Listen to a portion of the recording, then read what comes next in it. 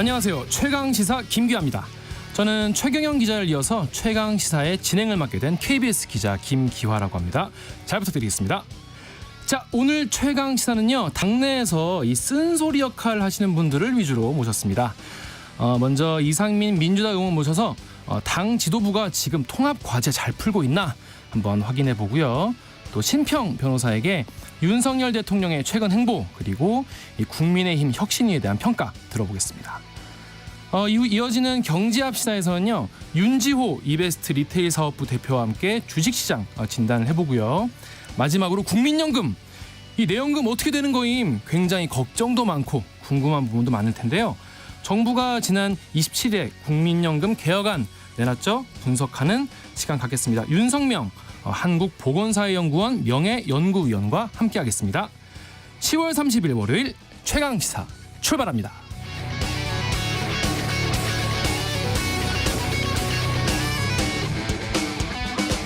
최강시사는요, 유튜브에서도 실시간 방송이 되고 있습니다. 문자 참여는 짧은 문자 50원, 긴 문자 100원이 드는 샵 9730, 그리고 콩 어플은요 무료입니다. KBS 1라디오 유튜브 채널에 오시면요, 정치, 경제, 사회, 문화 다양한 명품 콘텐츠가 있으니까 구독과 좋아요, 댓글도 많이 부탁드리겠습니다.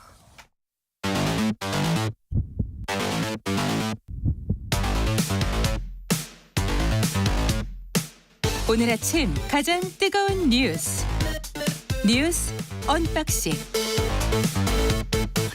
네, 뉴스 언박싱부터 시작합니다. 민동기 기자 그리고 김민아 평론가 나와 있습니다. 안녕하세요. 안녕하세요. 제가 오늘부터 처음이니까 잘 좀 부탁드리겠습니다. 팬들이 많으신 것 같습니다. 아닙니다. 유튜브 댓글에 벌써 팬들이 우르르 몰려와 있습니다. 아, 그런가요? 네네. 제가 잘해야죠. 자, 먼저 첫 번째 기사는 이태원 참사 1주기였습니다. 추모 대회가 있었는데 윤석열 대통령은 추모 대회에 참석하지 않고 추모 예배를 따로 드렸다, 이런 소식 들어왔어요. 그러니까 윤 대통령하고요, 추모 장관이 이상민 행안부 장관, 네. 그리고 여당 대표 김기현 국민의힘 대표 참석 안 했습니다. 네. 여권은 추모 대회가 야당 주도의 정치 집회로 변질됐다, 이걸 이유로 들어서 이제 불참을 했고요. 대신에 이뇨한 혁신위원장하고요, 네.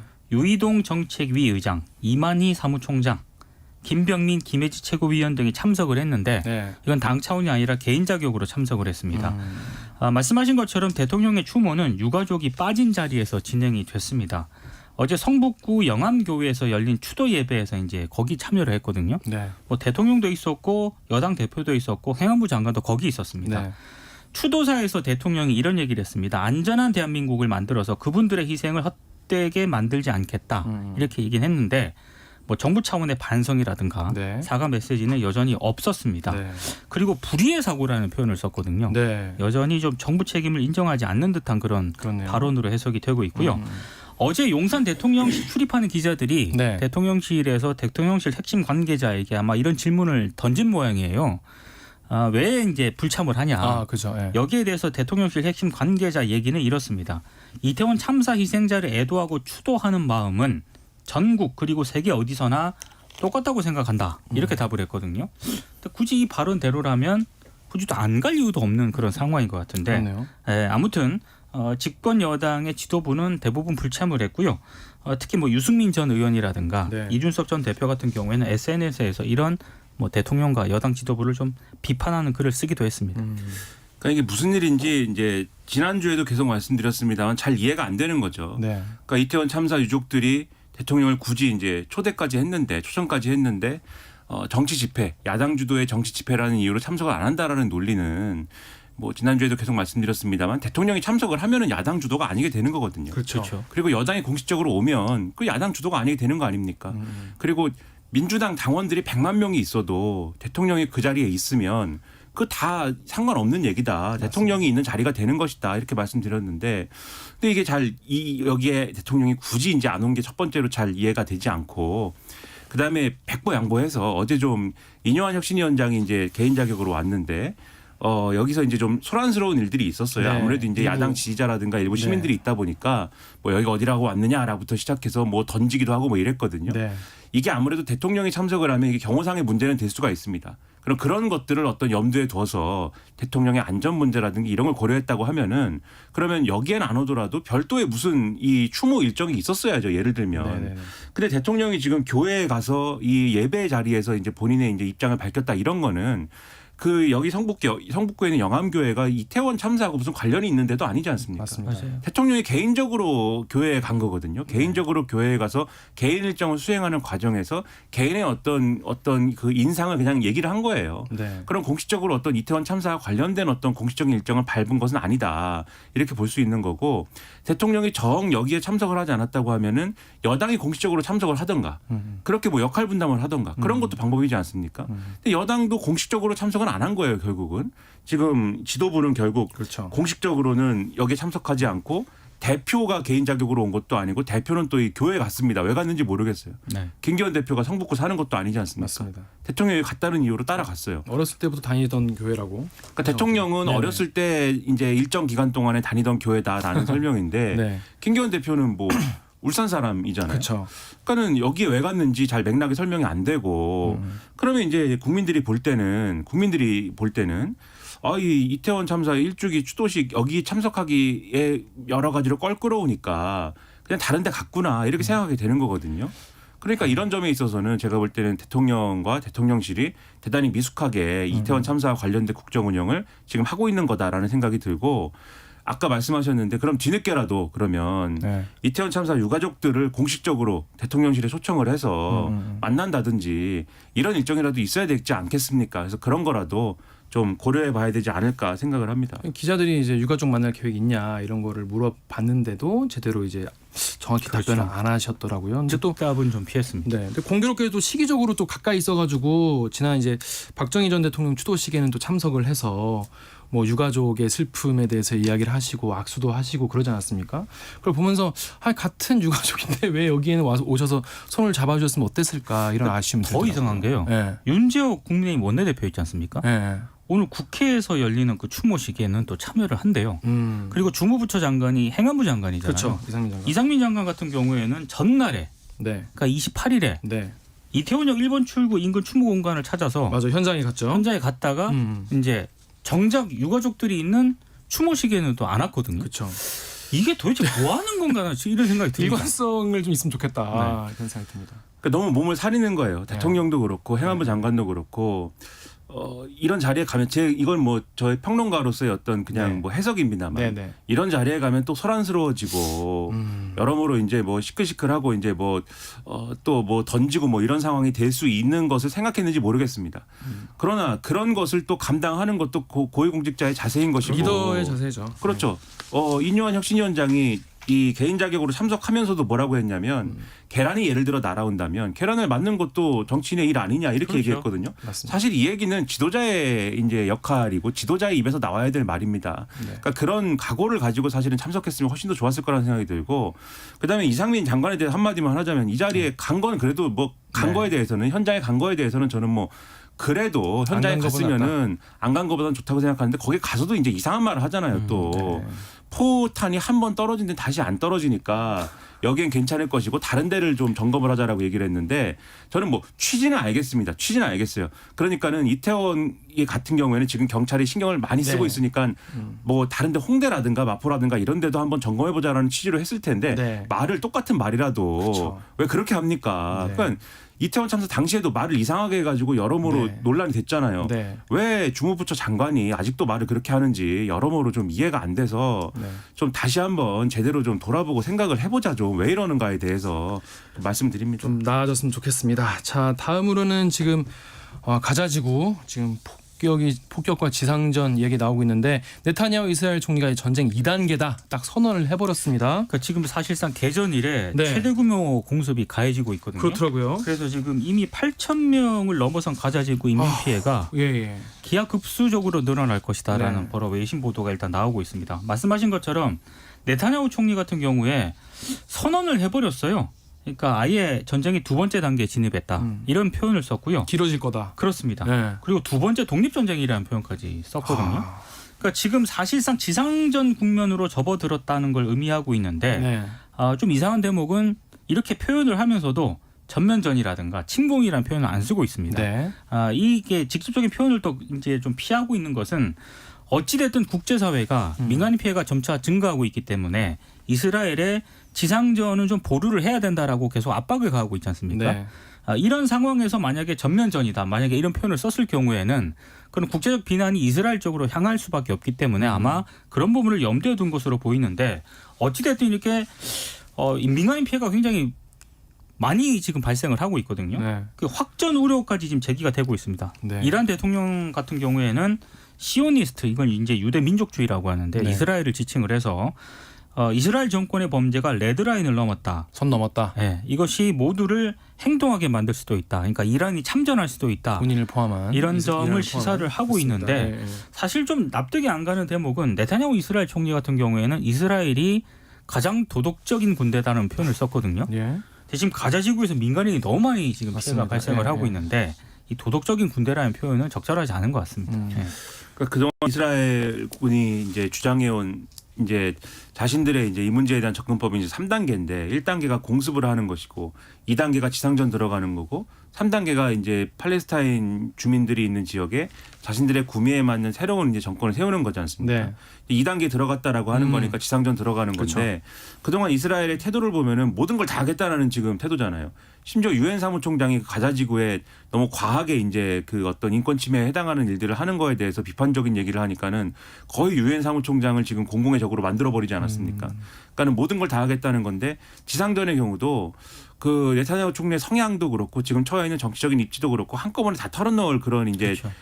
기세였는데 그걸 이제 미국이 말리고 여러모로 국제사회가 그렇게 할 경우에 피해가 이제 너무 막심하니까 그리고 하마스의 경우에는 계속 이제 게릴라전을 펼칠 것인데 지하에 계속 땅굴이나 이런 걸 만들어 놓은 상황에서 그런 상황에서 이제 피해를 최소화하기 위해서는 좀 늦춰라 그리고 또는 천천히 해라. 이런 얘기를 계속하니까 지금 지상전을 이렇게 전면적으로 들어가는 거냐, 지상전을 들어가긴 하는데 전면적으로 들어가는 거냐에 있어서는 이제 그렇지는 않은 것 같아요. 그러니까 들어가긴 들어가는데 한꺼번에 뭐 예를 들면은 일주일 내에 끝내려는 작전이냐라고 하는 거에 있어서는 그렇지 않고 장기적으로 예를 들면 이제 살라미 전술처럼 이제 잘라서 하겠다는 거 아니냐 지금 이런 건데 그게 예를 들면은 좀 단기적인 피해를 줄일 수는 있겠지만 그러면 이제 역으로 얘기하면은 전쟁이 장기화되는 거 아니겠습니까? 왜냐하면 이스라엘은 단기적으로 이 전쟁을 끝낼 의지는 없는 건데 네. 조금씩 하겠다는 거는 장기화하겠다는 것이고 그 얘기 뒤집어 말하면 가자지구나 이런 데에 대한 뭐 전기 끊고 물 끊고 이런 것도 장기화되는 거고. 그렇죠. 그러면은 당연히 이제 피해라는 거는 단기간에 많이 발생하지는 않겠지만 장기적으로는 계속 발생하는 거거든요. 민간인 같은 경우는 더 힘들어질 수도 있겠네요. 그렇죠. 네. 그러다 보니까 이제 한쪽에서는 이제 당연히 뭐 이스라엘이 자신의 피해에 대해서 이 미국이나 이런 쪽 표현입니다만은 자유권을 발동해 가지고 뭐 거기에 대해서 대응하는 것은 자신들의 권리일 수 있지만 여기에 대해서 피해를 이제 또 최소화하는 것은 국제사회의 노력이 있어야 되는 건데 거기에 대응하는 것들이 필요한 거 아니냐. 당연히 이런 얘기가 나오는 것이고 또 이제 이런 방식의 어떤 이 이스라엘의 대응이 이스라엘이 어쨌든 지금 당장 어쨌든 제1의 원칙으로서 지금 해결하고 싶은 건 사실 인질 문제인 거잖아요. 그걸 네. 먼저 해결해야 되는 거잖아요. 맞습니다. 예. 근데 인질 문제라는 거는 지상전을 해가지고 해결될 문제가 아니라 뭔가의 어떤 협상으로 해결해야 될 문제 아니겠습니까? 맞아요. 왜냐하면 지상전을 할 경우에는 하마스도 자신들이 이제 잡아놓은 인질들에 대해서는 위해를 가하거나 이렇게 하겠다고 지금 협박을 하고 있는 거니까. 네. 그럼 이걸 협상을 해야 되는데 지상전을 전면적으로 할 경우에 그게 가능하겠느냐 이런 지적도 지금 있는 것이거든요. 거기부터는 이 전쟁이니까 그렇죠. 협상할 수가 없는 것이죠. 그렇죠. 그래서 이런 것들이 이제 경제적인 문제에도 지금 영향을 줄 것이고 만약에 지금 이란이 지금 얘기하는 대로 이란이 참전할 경우에는 뭐 호르무즈 해협이나 이런 문제까지 그렇죠. 연관돼서 경제적 파장도 커질 것이기 때문에 석유값도 상당히 문제가 거고. 지금 위협적인 상황이다라고 그렇습니다. 볼 수 있는 것 같습니다. 지금 가자지구는 일촉즉발인데 앞으로도 이 소식 전해드리도록 하겠습니다. 자, 그리고 국민의힘과 정부가 소상공인 자영업자들에게 선지급한 코로나 지원금 8천억 원을 환수 안 하기로 했다는 뉴스 들어와 있습니다. 그러니까 이유는요. 예. 코로나19 때 당시 매출 정보가 없는 상황에서 재난지원금이 긴급히 지급이 됐잖아요. 먼저 지원됐으니까. 그렇습니다. 그래서 일단 행정청이라든가 소상공인의 귀척 사유가 없고 그리고 현재 고금리로 소상공인의 경영이 어렵다는 이유를 들어서 네. 이제 환수 면제를 결정했다라고 발표를 했는데 굉장히 좀 이게 아이러니한 게요. 네. 그 코로나19 한참 그 전국 때 매출이 늘어난 자영업자에게도 재난기원금이 집행이 됐다라고 그렇구나. 하면서 예. 문재인 정부를 공격했던 게 당시 국민의힘이었습니다. 맞아요. 그래서 이제 이것 때문에 네. 문재인 정부에서 그러면 매출이 증가한 소상공인에 대해서는 지원금을 환수하겠다 이런 입장을 밝혔고요. 네. 이 기조가 윤석열 정부에서까지 계속 이어졌거든요. 네. 그래서 지난 8월에 네. 정부가 코로나19 당시 매출 감소 확인 없이 지급된 재난지원금을 환수하겠다라고 입장을 밝히면서 네. 소상공인이 뭐 하는 거냐 막 반발하고 이랬었거든요. 네. 근데 결국에는 이 입장이 바뀐 거예요. 네. 이제 없는 일로 하겠다라고 한 건데 그래서 일각에서 오늘 신문을 보니까 네. 이게 총선 앞두고 급하게 입장 선회한 거 아니냐. 아, 총선에 영향이 있을 수 있으니까. 뭐 그런 또 해석을 하기도 하고 있습니다. 네. 예. 그러니까 이제 말씀하신 대로 좀 이제 그런 이제 느낌이 있죠. 분명히 지난 정권 때는 막 이게 무슨 포퓰리즘이다. 그때는 틀리고 지금은 맞나. 그렇죠. 이제 근데 이제 그때는 틀리고 지금은 맞다에 대해서는 이제 상황 변화는 또 있으니까. 그렇죠. 그럴 수 있죠. 그건 그럴 수 있다고 봅니다. 왜냐하면은 네네. 지금 자영업자들이 너무 힘들잖아요. 맞아요. 그렇죠. 예, 예. 그리고 이제 앞서도 쭉 말씀드렸는데 뭐 이스라엘하고 하마스 저러고 있고 이제 우크라이나 문제 안 풀리고 불안하죠. 그렇죠. 그다음에 인플레이션 그거 뭐 인플레이션 심각하죠. 문제도 안 풀리고 그러면 대 문제도 있고 사실은 원칙적으로는 자영업자들이 좀 이렇게 손해를 본 게 명확치 않은 거에 대해서 지원금 준 거는 뭐 원칙적으로 안 맞지만 대 문제가 이러니까 또 경기가 어려우니까 우리가 뭐 지금 원칙을 좀 지키지 않겠습니다. 뭐 이렇게 가는 것도 이제 방법인데 문제는 그러면 지난 정권 때 왜 포퓰리즘이라고 했느냐 이게 이제 있는 거거든요. 왜냐하면 그 논리 그대로 적용하면 지금에서도 지금 상황에서도 이것도 포퓰리즘이네요 이렇게 얘기할 수 있는 거잖아요. 네네네. 그래서 사실 제 발등 찍기기 때문에 함부로 어떤 정책에 대해서 이제 포퓰리즘이다 이렇게 얘기하는 거에 대해서 다시 한번 이제 돌아볼 기회가 됐으면 좋겠다 저는 이렇게 생각을 하고 네. 그만큼 지금 자영업자도 어렵기 때문에 네. 저는 자영업자들에 대해서 뭔가 배려를 하는 정책을 하는 거에 있어서는 저는 좋다라고 네. 생각을 합니다. 네.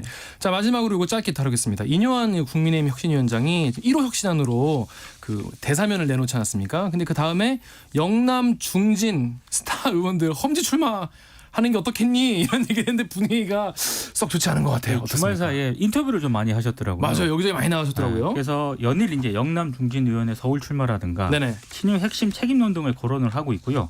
그리고 이제 대통령한테도 조금 자기 목소리를 내겠다라는 그 취지의 발언도 했거든요. 네. 근데 이게 발언 자체는 좋습니다. 네. 그런데 문제는 이제 국민의힘 총선기획단이 곧 출범합니다. 근데 총선기획단이 총선을 사실상 중심적으로 관할을 하지 않습니까? 네. 이 총선기획단하고 이게 뭐 관계 정리라든가 실제로 이런 걸 어떻게 정리를 할 얘기가 것인지에 된 건지 따라서 어떻게 협의할 건지. 그렇죠. 혁신위원장과 총선기획단 사이에 관계 정립이라든가 이렇게 그렇죠. 정리가 안 돼 있거든요. 아. 그러니까 이게 상당히 변수가 될 것 같습니다. 네. 근데 저는 이게 그러면 영남 스타 의원이 누구냐 그랬더니 김기현 대표 그다음에 주호영 의원 어떡해. 등이다라고 하는 말을 예. 어느 인터뷰에서 했는데 그러니까 이게 그전에는 그 생각을 안 해봤다고 하시다가 그다음에 뒤에는 이제 그 두 명의 이름을 얘기했는데 또 다른 언론에서는 아니다 또 그러고 이제 왔다 갔다 했어요. 쉽지 않아요. 근데 이제 거론된 분들이 그러면 저는 수도권에 이제 나갈 의향이 있느냐도 이제 중요하겠지만 네. 거물들 아닙니까 워낙. 그렇죠. 근데 수도권에 나가면 또 이분들이 승산이 있을까? 이게 좀 의문이고 승산이 있느냐를 넘어서서 수도권 선거에 그래도 도움이 되면은 뭐 나갈 수도 있겠지만 수도권 선거에 뭐 바람이 일어나고 그런 효과를 지금 노리는 거잖아요. 그렇죠, 스타 그렇죠. 의원들이 수도권에 나가서 수도권에 도움을 줘라라는 건데 수도권에 바람이 일어날까? 과연? 그것도 의문이고. 보통 이런 걸 사지라 그러죠. 그렇죠. 근데 험지가 아니라 사지에 나가는 근데 게 사지에 가면 사지에 가는 효과가 있어야 되는데 무슨 네. 효과가 있는 거냐는 의문이 들고 빈 영남의 그 자리에 그럼 누가 들어가는 거냐. 그렇죠. 거기에 따라서 그러면은 어디서 뭐 낙하산에 오는 거 아니야? 뭐 내부 술렁술렁하니까. 거기서 찌라시나 음모가 많더라고요. 그렇죠. 누구 꽂으려고 하는 거냐. 그 논란도 되고 그래서 저는 이게 대사면도 그렇고 이 영남 차출 이것도 그렇고 뭐가 전제가 돼야 되냐면은 혁신위가 논의하려면 뭐가 전제가 되냐면 먼저 평가부터 해야 돼요. 지금까지 뭘 잘못했고 네. 이 잘못을 바로잡기 위해서 뭘 해야 되는데 네. 그 방법론 중에 하나로 스타 의원들의 영남 스타의 수도권 진출과 대사면이 필요하다. 이렇게 가야 되는데 지금 결론부터 막 꺼내드니까 왜 하는지 모르니까 이렇게 엉망이 되는 거거든요. 네. 혁신위가 1호 안건 뭐 1호 제안이라고 막 꺼내지 말고 네. 평가부터 제대로 해서 용산과의 관계 설정부터 뭔가 방법론을 내놓고 하는 게 중요하다. 이렇게 말씀드리겠습니다. 너무 힘들 것 같은데. 자, 뉴스 언박싱 민동기 기자 김민아 평론가였습니다. KBS 1라디오 최강시사 듣고 계신 지금 시각 7시 39분입니다.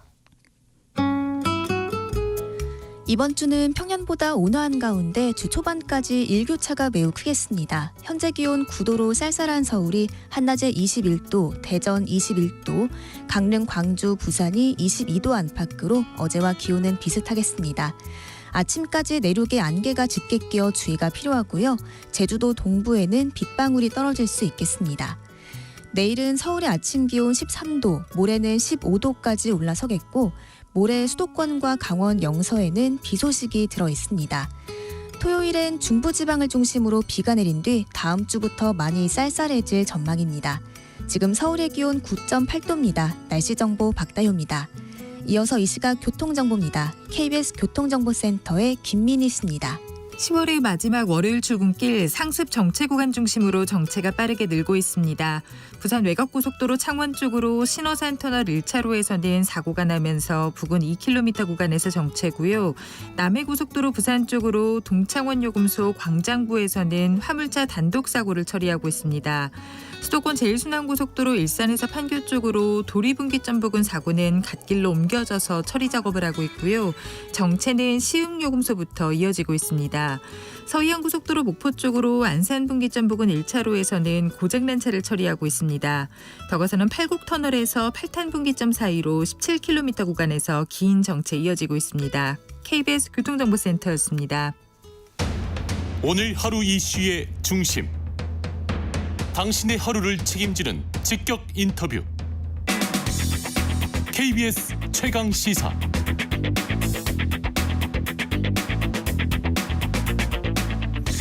국민의힘 혁신위가 출범했죠. 그리고 인요한 혁신위원장이 연일 언론 인터뷰에 등장을 하면서 혁신 방안 밝히고 있는데요.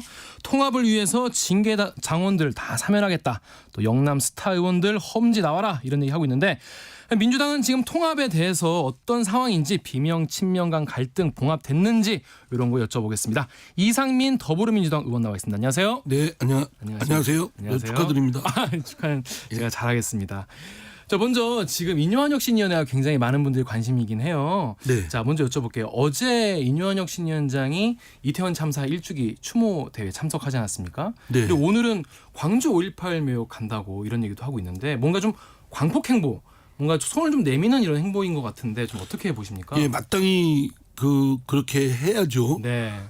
뭐 여러 가지 하여튼 말씀하는 중에는 조금 약간 삐끗삐끗하는 부분이 있고 예. 또 국민의힘 내부에서는 불안하게 보는 시선도 있을 겁니다. 예. 그러나 어쨌든 그렇게 좀 혁신을 하려면 네. 창조적 파괴를 해야 되고 그 내부의 충격을 좀 그냥 평상적인 충격을 줘서는 안 되겠죠. 네. 사실 대통령이 어제 추도식의 경우에 네. 좀 참석을 했어야 되는데 아, 그죠. 대통령이 참석하지 않았지 않습니까? 네네네. 그런 거를 뭐 인요한 위원장이 대신할 수는 없지만 네. 어쨌든 국민의힘의 집권 여당의 네. 혁신위원장으로서 혁신을 하겠다고 했으니까 네. 그런 행보는 좀 더 강하게 지속적으로 그렇게 해야 된다고 생각합니다. 그런 행보가 그래도 좀 이렇게 중도층이나 이렇게 고민하는 유권자들에게는 좀 그래도 영향력이 있을까요, 앞으로도? 뭐 그 몇 개의 행동만으로 그대로 네. 그것이 국민들의 민심을 뭐 좌지우지할 건 아니겠지만 네. 그러나 이제 이러한 것들이 쌓여서 네. 국민의힘의 전체적인 그런 태도, 자세 그리고 대통령의 국민을 대하는 자세 이런 부분에 겸손하고 또 국민의 뜻을 따르는 대통령 말 맞다나 네. 국민의 뜻은 무조건 옳다라고 하고 그를 따르는 자세가 실제로 드러나면 마음이 움직이겠죠. 그러나 뭐 한두 번에 네. 해서 다 국민들도 닳고 닳았습니다. 정치인만 아시죠. 닳고 닳은 게 아니라 맞아요. 많이 국민들도 겪었죠. 다 아십니다. 맞습니다. 그렇기 때문에 한두 번 행동 가지고 국민들 마음이 왔다 갔다 안 합니다. 근데 요거는 약간 파괴력이 있을지도 모르겠다는 생각이 드는데 인요한 위원장이 영남 스타 의원들 험지에 출마해라 이런 말씀하셨거든요. 수도권 나와라. 정치권에서 툭하면 네. 이제 중진 그렇죠. 나오는 거 얘기죠. 험지 출마 뭐 이러는데 그건 레토릭이라고 생각합니다. 왜냐하면 네. 분치라는 거예요. 그러니까 국회의원들은 지역구가 있는데 갑자기 선거 앞두고 지역구를 옮기라 그러면 아, 무섭죠. 그 가서 예. 옮길 지역의 주민들이 흔쾌히 생각하겠습니까? 아니 어디서 듣도 못한 사람이 와서 갑자기 뭐 표 달라고 그러면 표 주기가 쉽지 않을 거라 생각됩니다. 물론 이제 스타 정치인이라고 하니까 네. 뭐知名도가 전국적이고 좀 더 거기 가서도 주민들이 호응을 받을 수 있는 뭐 경쟁력이 있는 정치인이라면야 그렇게 할 수도 있는데 어쨌든 뭐 그거는 이제 각 당의 전략적인 판단이 필요하지만 지금 그 국회의원을 뽑은 해당 지역의 주민들도 동의해야 되고 또 보내려고 하는 그 지역의 주민들도 또 수용이 돼야 되고 이런 것들을 파악을 해야 되겠죠. 그러면 실제로는 이제 현실 가능성은 좀 낮다고 보시는 건가요? 그러니까 영남 의원이라고 중진이라고 사실 수도권에 오면 경쟁력이 있는 의원이 얼마나 있겠습니까? 뭐 김기현 당대표나 뭐 주호영 그렇죠. 얘기를 했는데 너무 그렇죠. 내 힘드니까. 그런 분들은 근데 뭐 김기현 당대표나 뭐 주호영 의원 같은 경우는 이미 국민의힘에서 굵직굵직한 이제 정치적 캐리어도 네. 갖고 있으니까 네. 뭐 그런 분들이야 그렇게 생각할 수 있겠죠. 그러나 네. 영남 의원이라고 싸잡아서 다 하기에는 전략적으로 가능할까? 예를 들어서 경남, 부산은 제가 알기로는 네. 저희 민주당도 강세이기도 인 것도 하거든요. 있죠. 예. 부산도 그렇고. 네네네. 뭐 그리고 울산 같은 경우는 제가 보니까 저도 네. 울산은 무조건 국민의힘 깃발만 꽂으면 되는 줄 알았어요. 근데 실제로 보니까 안 그렇더라고요. 예, 거긴 뭐 그 전에는 민노당 출신도 있고 네. 또 야당도 상당수가 국회의원들이 이렇게 점하기도 하고. 그러니까 뭐 그렇게 지역 중진이라고 해서 지역 옮기면 표가 있을 것이다. 네. 또는 영남에 깃발 꽂으면 된다. 호남에 깃발 꽂으면 민주당은 무조건 된다. 이렇게 생각하는 것 자체가 네. 발상이 저는 오만한 생각이라고 합니다. 옛날 생각이라고 네. 볼 수 있는 거죠. 그러니까 국민들을 오만하게 대하면 네, 네. 반드시 국민들은 징벌을 합니다. 그럼 이제 민주당에도 그렇게 물어볼 수 있는데 민주당도 그러면 중진 차출 의미 없다라고 보시는지? 아니 왜냐면 의미 없는 게 아니라 의미 있죠. 예. 그러니까 홍준표 중진 원내대표 중에 같은 경우에 나왔잖아요. 수도권이나 뭐 네네. 다른 지역에 서울. 경쟁력이 있는 의원이 있다면 네. 그런 것도 전략적인 배치가 필요한데 무조건 중진은 뭐 수도권 가야 된다, 뭐 영남 가야 된다, 뭐 이런 식으로 해버리고 또는 호남 간다 그러면은 경쟁력이 그쪽 가서 있어야 되는데 네. 표를 얻을 정도에 있어야 되는데 지금 목전에 선거 네. 앞두고 한 비관적으로. 1년 전이라면 네. 모르겠어요. 네. 1년 전부터 미리 가서 준비를 하다 보면 예. 선거 앞두고 이러는 거는 네. 그거는 주민들에 대한 예의는 좁게 저는 나갔습니다. 아니라고 생각합니다. 굉장히 비관적으로 보고 계십니다. 자, 근데 이러한 건이 굉장히 또 이슈였어요. 이준석 전 대표, 홍준표 대구시장 그리고 김재원 최고위원한테 징계 해제 건의를 했는데 당사자들은 굉장히 좀 불쾌하다는 반응이 대부분이었습니다. 어떻게 보십니까? 이것도 절차적으로 네. 그 인효한 위원장이 네. 좀 매끄럽게 세련되게 하진 못한 거죠. 음. 왜냐하면 그 이준석 전 당대표도 그렇고 네. 당대표 한 분 아닙니까? 네네네. 홍준표 대구시장도 굉장히 오래 하신 뭐 분이고. 그 국민의힘에서 상당한 캐리어가 있는 그렇죠. 정치적 거물들이 있는데 이분들을 네. 징계했잖아요. 네네네. 이분들도 징계 사유도 당사자들은 수용을 하기 어려운데 어려운 입장일 겁니다. 네, 네. 그러면 사전에 만나서 사실 이 징계를 풀어주는 대사면 문제 가지고 얘기할 게 아니라 이분들이 뭐 이것 때문에 전전긍긍하게 만드는 쫄개로 만들어 버렸잖아요. 아, 그렇죠. 그게 기분 그게 나쁠 거죠. 자존심 상한 거지. 그게 그럼 그 전에 교감이 전혀 없었던 그러니까 그런 건가 봐요. 거를 했어야죠. 그러니까요. 가서 네네네. 당을 혁신하기 위해서는 어떤 게 좋습니까? 왜냐하면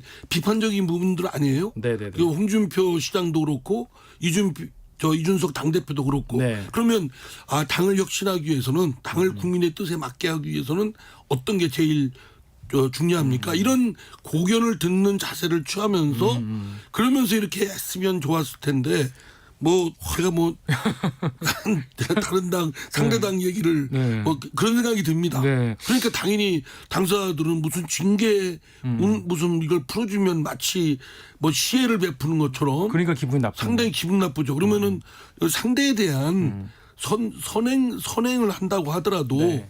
상대의 입장을 고려하는 그러한 역지사지하는 마음이 좀 필요한데 네. 그걸 제대로 못한 것 같아요. 근데 국민들 같은 경우에는 뭐 대사면이나 영남 중진 나와라 이런 것보다는 오히려 그 아무래도 지금 국힘이 지금 대통령실과 뭐 당정이 너무 수직 관계 아니냐.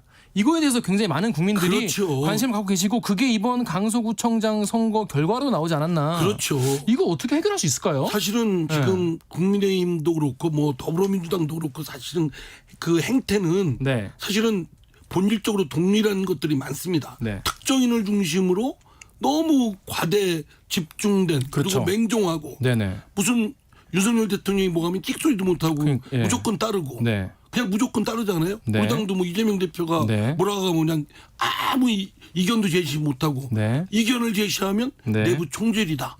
당대표를 흔든다. 아니 당대표가 당입니까? 윤석열 대통령이 뭐 국가가 아니잖아요. 네. 그런데 그런 비판하고 이견하고 당연히 민주정당에서 있을 수 있는 거를 지금 허용치 않고 있는 반민주적 이런 행태가 국민의힘의 본질적인 문제거든요. 네. 그러면 해결할 수 지금 있나, 이거를? 국민의힘 내부의 이런 문화적 아니 행태도 네. 바꿔야 될 것이고 네. 윤석열 대통령도 이거 어떻게 바꿔야 될 바꿉니까? 것이고 어떻게 바꿉니까 이거? 그러니까 결국은 사실 대통령이 결심하지 않는 대호각성하고 이상. 예. 대호각성하고 예. 개가천선해야죠. 그러니까 이게 제도의 문제가 아니라 본인들의 어떤 그렇죠.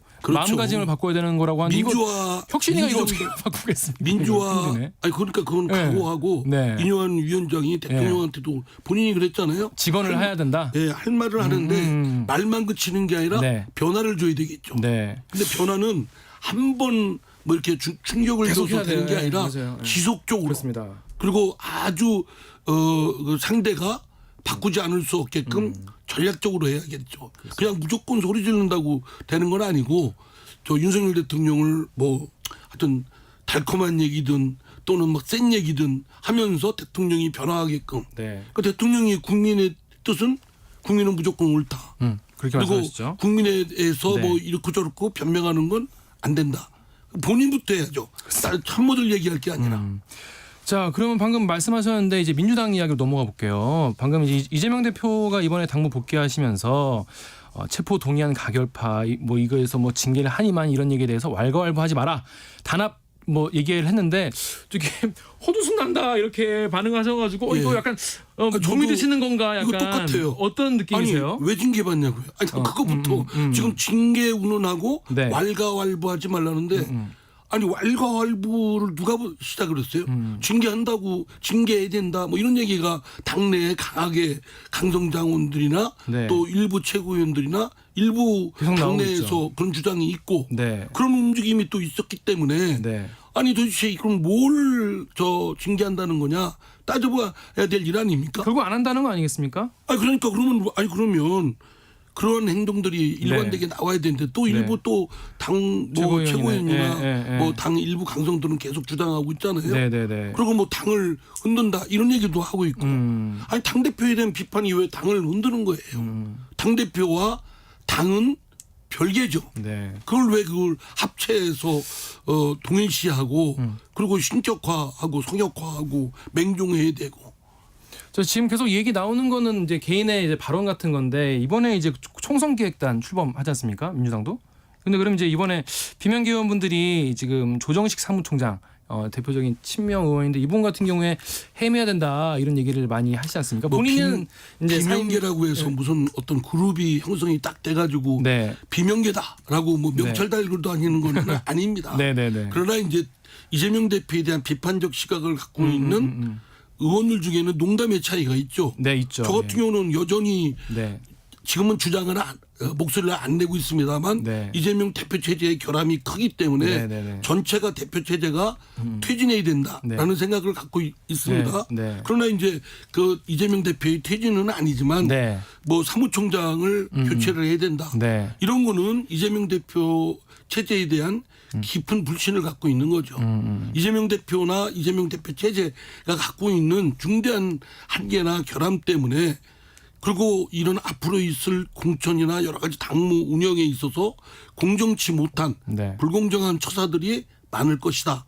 이런 깊은 조사무총장이 실제로 불신을 하고 있는 거죠. 조사무총장이 실제로 문제가 있나요? 이게 뭐 앞으로 위원장을 제가 맡지 못할 특정인에 만한. 대한 것은 예. 방송에 나와서 뭐 어떻다 저떻다 얘기는 안 하겠습니다. 네, 예. 알겠습니다. 자, 근데 마지막으로 지금 정치권에 지금 제3지대 얘기가 나오고 있습니다. 신당 창당 이제 슬슬 얘기가 나오고 있는데 유승민, 이준석 신당 얘기도 나오고 무슨 뭐 윤석열 신당 얘기도 나오고 이런 얘기가 많이 나오는데 또 신인규 정당 바로 세우기 대표도 국민의힘 탈당하고 요즘 이런 움직임들에 대해서 좀 어떻게 보시는지.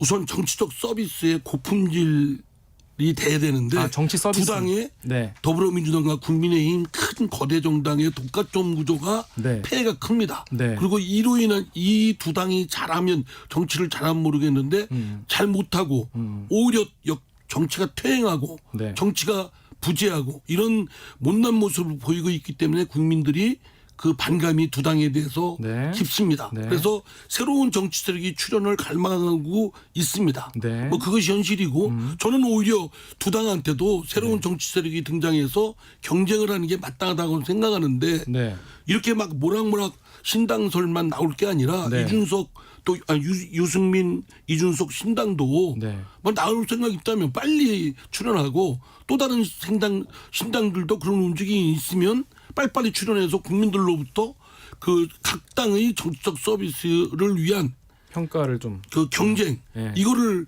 해야지 갑자기 짠하고 신상품이다 그래가지고 국민들을 현혹하는 거 아니에요? 그러면 안 된다고 생각합니다. 아까는 농담이 좀 다르긴 하다라고 했지만 그래도 이제 지금 이재명 대표 체제에 대해서 불만을 좀 가지고 계시는 의원들도 지금 뭐 분당한다 이런 얘기도 소문도 나오는데 지금 그건 전혀 가능성이 없는 건가요? 아니 제가 그 얘기는 뭐 제가 유쾌한 결심을 할 각오를 내야 된다라고 한 데서 뭐 분당을 네, 획득했다라는 유쾌한, 분이 있는데 네. 제가 분당 그 말이 어떻게 분당을 획득한 거예요? 네. 유쾌한 결심을 할 각오, 아주 결기 있는 각오로 뭐 이렇게 죽을 각오로 해야 된다라고 해서 그런 죽으라는 게 입장에 아니고. 도저히 같이 할 수 없다. 맞습니다. 그러면 사실은 뭐 결심을 해야 되겠죠. 그렇습니다. 그러나 모르겠습니다. 네. 각자의 2023 KBS 1라디오 연중기획 낮은 목소리, 당신의 목소리를 들려주세요. 안녕하세요. 노량진 수산시장에서 장사하고 있는 이일옥입니다. 보통 6시에서 7시 사이. 6시, 7시 거의 12시간 일해요. 병나신 손님들은 이제 예를 들어서 홍어를 이렇게 팔다가 보면은 계산을 잘못한 데가 있어요. 예를 들어서 뭐 20만 원어치 샀는데 내가 말 잘못하고 그냥 2만 원 받았고 18만 원 그냥 간 중이었는데 다시 돌아와서 그분들이 갖다 주고 그래 그런 손님들한테는 정말 고맙죠. 오염수에 대해서는 지금 현재까지 뭐 앞으로 5년이고 10년이고 이제 어떻게 될지는 모르겠지만은 다 검사해서 나오기 때문에 우리도 여기도 매일 서울시에서 나와가지고 검사해가지고 내보내고 조금이라도 이상 있으면 그때그때 얘기를 하고 그러기 때문에 좀 아직까지는 오염수 때문에 뭐 이상이 있다 그런 것은 하나도 안 나왔어요. 노량진 수산시장에서 온누리 상품권 행사하고 있습니다. 한 2달 전부터 12월 15일까지 국내산 5만 원 이상 행사하고 있으니까 노량진 수산시장 믿고 많이 오시길 바랍니다. 서로를 좀 더 이해하고 갈등을 줄여갈 수 있길 희망합니다. KBS 1라디오 연중기획 낮은 목소리였습니다.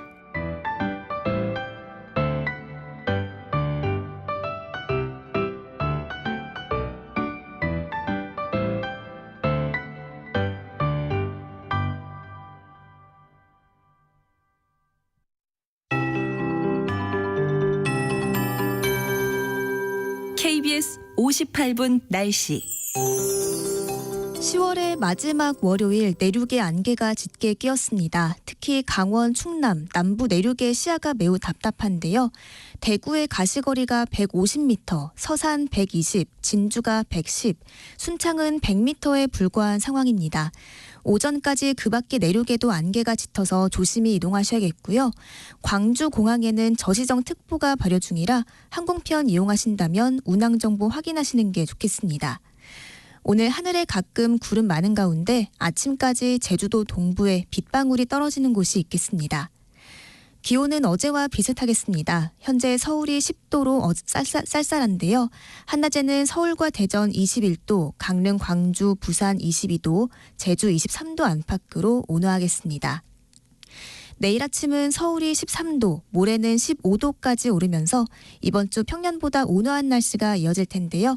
계속해서 큰 일교차에는 유의하시기 바랍니다.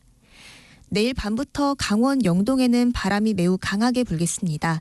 수요일엔 수도권과 강원 영서에 비 소식이 있고요. 토요일엔 중부지방을 중심으로 비가 내린 뒤 다음 주부터 많이 쌀쌀해질 전망입니다. 지금 서울의 기온은 10도, 습도는 86%입니다. KBS 58분 날씨 박다효입니다.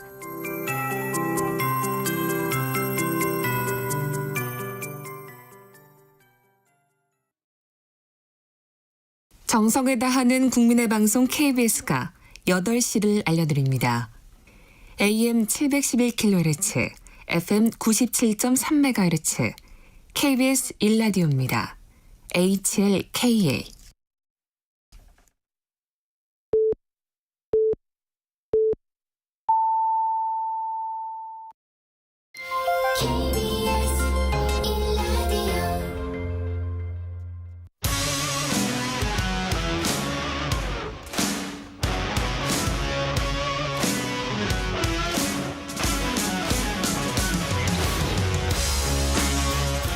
네, 국민의힘 혁신위가 1호 안건 내놨습니다. 2호 안건도 내놓고 있는데요. 과연 처방전 잘 내리고 있는 게 맞는지, 수도권 위기론, 그리고 윤석열 대통령 신당 창당할 거다, 이런 거 예측하셨던 분이세요.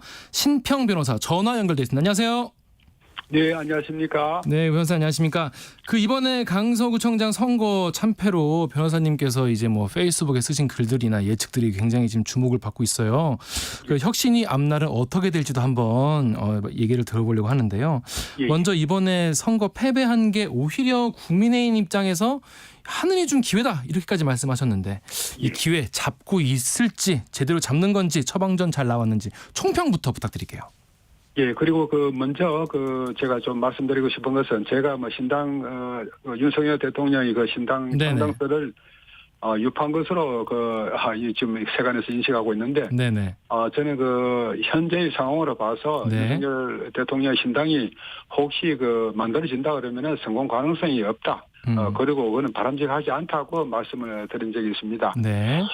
현재의 여러 상황을 보면은 만약에 강서구청장의 보궐선거 없이 그대로 진행됐다 그러면은 여론조사 결과, 특히 갤럽 여론조사나 그런 결과에 따라서 네. 국힘당은 수도권에서 거의 전멸했을 것입니다. 네. 그리고 민주당이 압승으로 끝났겠죠. 아마 민주당이 한 200석 정도 가까이 얻고, 그 정도나 국힘당은 보세요. 100석 안팎의 대참패로 예. 끝났을 것입니다. 예. 그러나 그것이 강서구청장 보궐선거를 계기로 해서 국힘당이 분발하는 심기일전하는 계기가 됐으니까 이것이 하늘이 준 기회라고 생각하는 것이죠. 예방 주사를 맞았다라고 보시는 건가요? 예방주사도 아주 좋은 예방주사를 맞은 셈이죠. 예. 예. 근데 혁신위가 지금 네. 여러 가지 논란 속에 진행되고 있는데, 아직은 초기니까 네. 조금 더 두고 우리가 봐야 할 것이 아닌가 생각합니다. 네. 근데 아무래도 갈등이 지금 처음 나온 게 혁신이 예. 1호 안건, 그러니까 예. 통합의 방점을 찍고 이준석 전 대표, 홍준표 대구시장, 김재원 최고위원 징계 풀겠다 3연론인데요. 예. 본인들이 굉장히 마음에 안 들어하세요. 이거에 대해서 그렇죠. 어떻게 봐야 됩니까? 참 희한하게 피징계자가 풀어주겠다고 하는데, 예. 나 그런 거 필요 없다. 그리고 그렇게 좀 공격성의 태도를 보이는데 상당히 희화화돼 버렸죠. 맞아요. 그러나 과연 이것이 인현 혁신위원장이 무엇을 의도하고 이런 안건을 냈을까? 그 점은 우리가 조금 더 살펴보고 결정할 수 있지 않을까 생각합니다. 어떤 거를 좀 의도를 했다고 보세요? 글쎄요, 여러 가지 어떤 단순하게 징계 대사면 거기에 한정할 것이 아니고, 네네. 국힘당의 여러 가지 내부적인 어떤 세력 균형 그런 것도 고려하면서 네. 이런 혁신안을 내놓지 않았을까 그런 생각이 드는데, 네. 조금 더 두고 봐야 될 것 같습니다. 네. 방금 이제 이상민 의원도 이런 얘기를 하셨는데, 예. 이 당사자들한테 미리 좀 얘기를 하고 좀 공감대를 이루는 이후에 발표하면 어땠을까, 이런 아쉬움도 표했어요. 어떻게 보세요? 예. 그렇죠. 그렇지만은 저는 인 위원장이 네. 이 중책을 맡아서 단순하게 대사면을 하겠다, 그것이 아니고 그렇게 말씀하신 여러 가지 배경을 복심을 네. 갖고서 그런 말씀을 하신 것이 아닌가 생각합니다. 네. 근데 변호사님, 예전에 이준석 전 대표가 이미 예. 당에서 마음과 영혼이 떠났다, 예. 이렇게 표현도 하셨는데, 지금 혁신위는 그러면 이제 이준석 전 대표를 이제 끌어안겠다, 통합하겠다, 이런 입장인 거잖아요. 예. 이렇게 이제 방향을 잡는 것 자체는 맞다고 보시는 건가요? 역시 저는 거기 이준석 전 대표에 관해서도 과연 무엇을 의도하면서 혁신위가 그런 제안을 했을까? 네. 여러 가지 그 어떤 그 생각을 할 수 있지 않을까 싶은데요. 네. 이 전 대표의 그 은행 상의 그 여러 문제가 있는 외에 저는 말이죠. 네. 이 전 대표가 주장하는 그 골자가 그 네. 제일 중요한 것이 그 실력주의, 실력주의. 또 여성 그 비하의 그 섹시즘, 예. 이런 것이 그 두 개가 그 큰 골자 이 골자라고 보는데 네. 이것은 그 시대에 뒤떨어진 사고입니다. 국힘당이 진정으로 건전한 보수당으로 거듭나려면은 이런 그 내용은 극복해야 하는 것이죠. 네. 그래 이 전 대표가 없는 자리에 다른 젊은 정치인이 나와서 국힘당의 올바른 방향을 설정해 주는 것이 낫다고 봅니다. 나가는 것이. 그러니까 본인도 이 전 대표도 데드라인을 정하지 않았습니까? 총선 100일 남을 때까지 변화를 거부하면 사람들이 함께 죽으려 하지 않을 것이다. 예. 오늘이 163일 남았는데 한 2달 정도 변화를 요구한 셈이에요. 근데 만약에 이 전 대표가 지금 심평 변호사님 말씀대로 당을 떠나게 된다면 어떤 계기, 어떤 명분으로 좀 나가게 될까요? 우선 그 이 전 대표가 그 변화를 그 바라는 그 내용이 네. 제가 말씀드린 대로 그것은 이 시대에 그 뒤떨어진 내용입니다. 그런 식으로 그 변화하면 국힘당이 우리가 그 무엇을 그 더 바라겠습니까? 그리고 그 이 전 대표는 시종 일관해서 윤 대통령이 그 쿠데타를 일으켜서 당을 장악하고 자신을 그 부당하게 쫓았다는 주장을 하죠. 네. 이것으로서 탈당의 그 명분을 지금 삼고 있지 않습니까? 네네. 이 전 대표가 유승민 전 위원장과 그 세를 규합해서 아마 그 보수 신당을 만들려고 하겠죠. 네. 국힘당이 그대로 남아 있으리라고는 저는 보지 않습니다. 그렇구나. 보수신당. 그럼 만약에 이게 혼자 이제 열지는 않을 거 아니에요. 예. 그럼 이제 지금 얘기 나오는 분들이 거론되는 분들 유승민 전 의원이나 이현주 금태섭 전 의원 이런 분들 얘기가 나오는데 파괴력이 있을까요? 이거 국힘에 어느 정도의 좀 영향을 끼칠지. 유승민 전 위원장과 합해서 그 보수 신당을 만든다 그러면은 그 파괴력은 별로 없을 것 같습니다. 그렇습니까? 그렇지만 나아가서 네.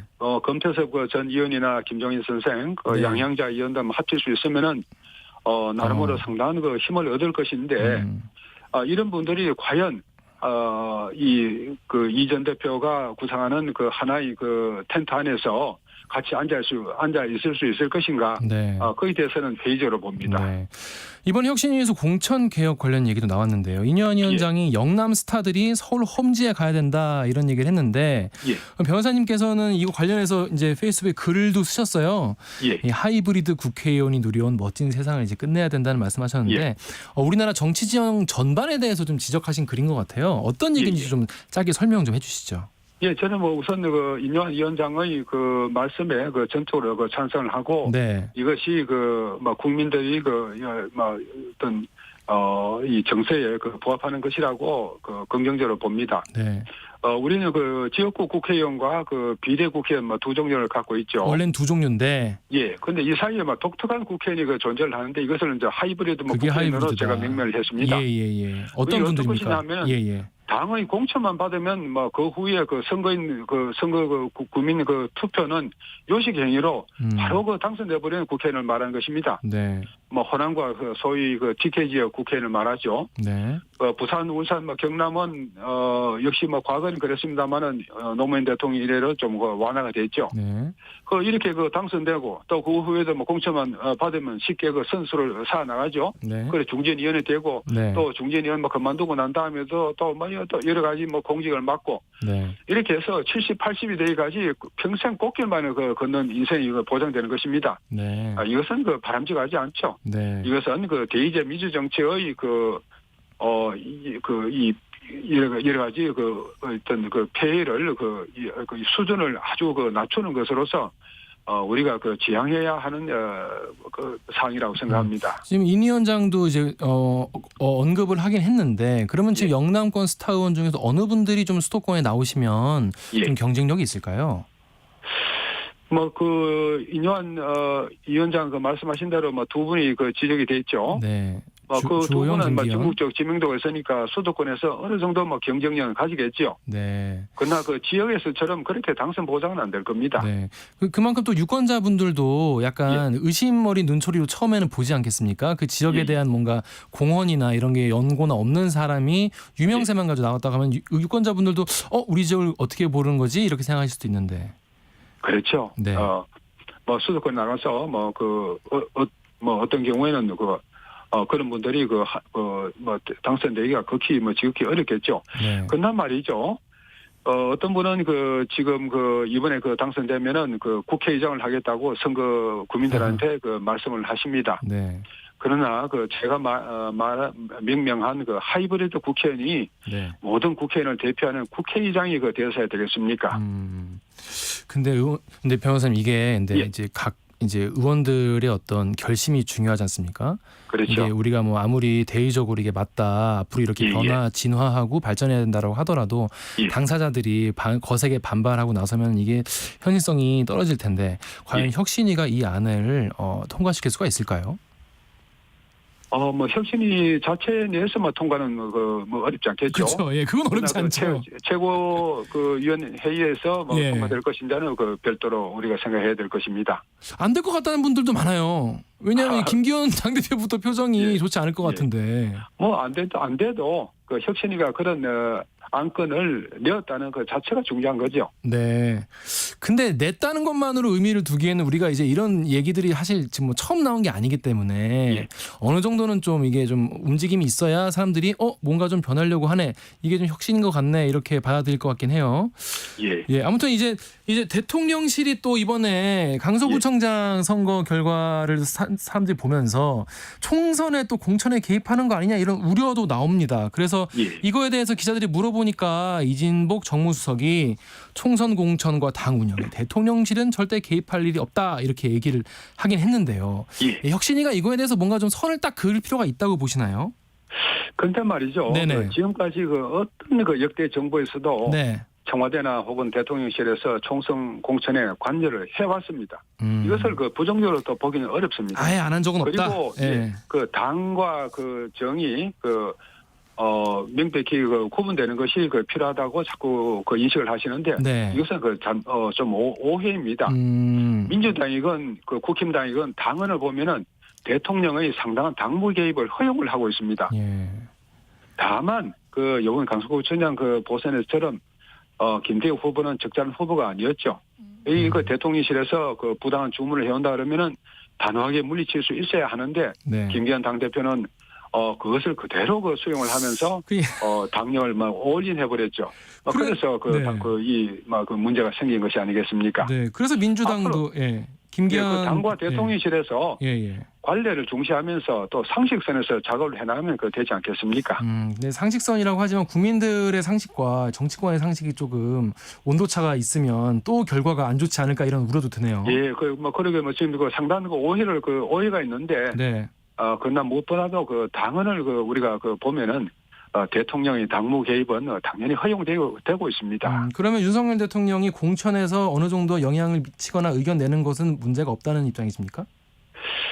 과거처럼 그렇게 하는 것이라면은 그게 큰 문제가 되겠습니까? 그리고 당원에 의해서 허용되는 것인데요. 네, 윤석열 대통령이 어디까지 의견을 내는지 국민들이 아마 잘 지켜볼 것 같고요. 어디까지 국민의 눈높이에 안 맞으면은 아마 표로 결과가 나올 것 같습니다. 그렇습니다. 자, 근데 방금 이제 김기현 대표에서 말씀하신 대로 뭔가 이번에 강서구청장 선거를 진행하면서 약간 좀 문제가 있었다 이런 얘기가 나오는데 민주당에서도 뭐 바지 사장이다 이런 표현까지 써가면서 비판을 했고 또 변호사님도 그릇이 작은 게 아니냐 이런 얘기도 하셨는데 지금 김기현 대표 리더십 지금 약간 위기라고 보십니까? 그렇죠. 제가 거기에 대해서 약간 언급을 했습니다만 제 의견이 중요한 것이 아니고 현재 여러 상황을 볼 때 보수 쪽에서도 점점 더 김 대표의 용퇴를 바라는 의견이 증가하고 있는 것이죠. 아, 그래요? 버텨내기는 아마 버거울 것입니다. 그 정도입니까? 그렇게 보이지 않습니까? 예전에는 근데 변호사님이 이제 김기현 대표 후원회장도 하시고. 그렇죠. 되게 사람이 온유하고 좋은 정치인이 될 것 같다고 보셨는데 지금은 어떻게 좀 변화가 있었던 거예요? 사람은 참 좋은 분이고 네네네. 또 인격적으로 많은 분이 없습니다. 또 다른 역량으로 봐서도 국힘당 내부에서 과연 많은 분이 있을까 우리가 그렇게 볼 수가 있는데 예. 제가 김 대표를 그 당시 선거 과정에서 도우려고 하면서 중도층을 흡수할 수 있는 과감한 개혁 정책의 제시를 반드시 하겠다고 약속을 해서 제가 도와드리고 또 후원회장을 맡았는데 그 후에 저하고 약속을 어겼습니다. 그렇게 해서 저는 깨끗하게 결별을 했던 것인데 결국 지금 와서 생각해 보면 조금 제가 오만한 생각인지 모르겠습니다만은 김 대표가 제 의견을 그대로 존중을 했다 그러면은 오늘의 이런 결과로는 절대 이러지 않았을 것이라고 저는 확신합니다. 그렇구나. 그러면은 지금 인요한 혁신이도 지금 김기현 대표 당 체제에서 뭔가 좀 잘해보려고 지금 가동을 하는 거 아니겠습니까? 예.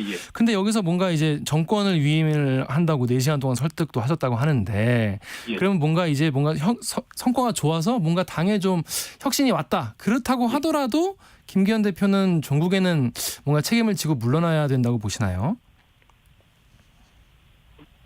그렇죠. 김 대표가 지금 이 상황을 극복을 하는 것 자체가 쉽지 않다. 대단히 어려운 것이고 혁신이가 잘해서 그 성과를 김 대표가 그대로 향유를 한다는 것은 조금 이상하죠. 그렇구나. 아마 김 대표가 지금 여러 가지 상황을 종합해서 보면은 조만간 용퇴하지 않겠습니까?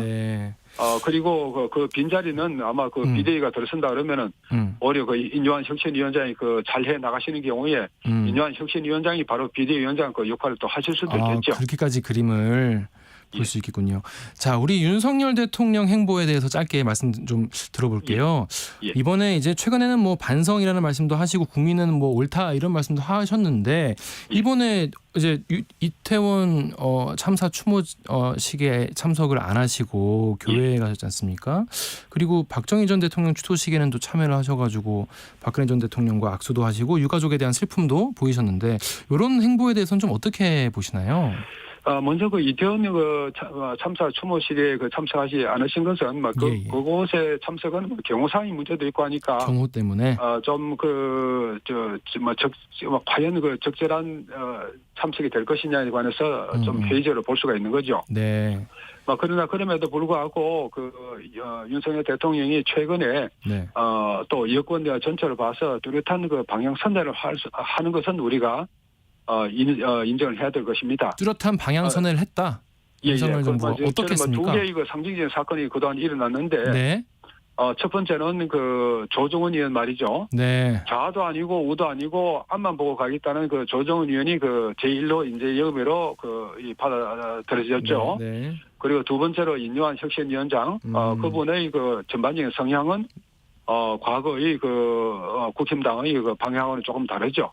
이 두 개의 상징적인 사건을 통해서 여권의 방향은 지금 극적으로 변하고 있다고 생각합니다. 근데 여권의 방향은 그런데 지금 대통령 본인의 어떤 행보나 이런 거에 대해서는 좀 많은 국민들이 좀 지지율만 봐도 알 수 있지 않습니까? 이게 지금 뭔가 모두 중도 보수나 이런 분들도 모두 지지하지 않는 그런 이제 지지율이 나오고 있기 때문에 지금 이태원 참사 같은 경우에도 많은 국민들이 이제 같이 이제 분노하고 슬퍼하고 있는데 지금 유가족분들도 좀 만나지 않고 계시단 말이죠. 그래서 기자들이 좀 만나야 되시는 거 아닌가요? 했더니 나중에 좀 고민해 보겠다 이렇게 일단 답변을 유보했는데 어떻게 좀 행보를 하는 게 좋을까요? 그런 점을 포함해서 전반적으로 윤 대통령은 절대 지금의 상황에 굴복하지 않을 것입니다. 그런가요? 윤 대통령이 우리가 뒤를 돌이켜 본다 그러면은 박근혜 문재인 양 정부의 유약한 정부를 겪으면서 우리 국민이 강한 리더십의 대통령을 원하는 시대 정신이 조성됐고 강한 리더십. 윤 대통령은 이 시대 정신에 부합하는 인물로서 대통령에 당선된 것입니다.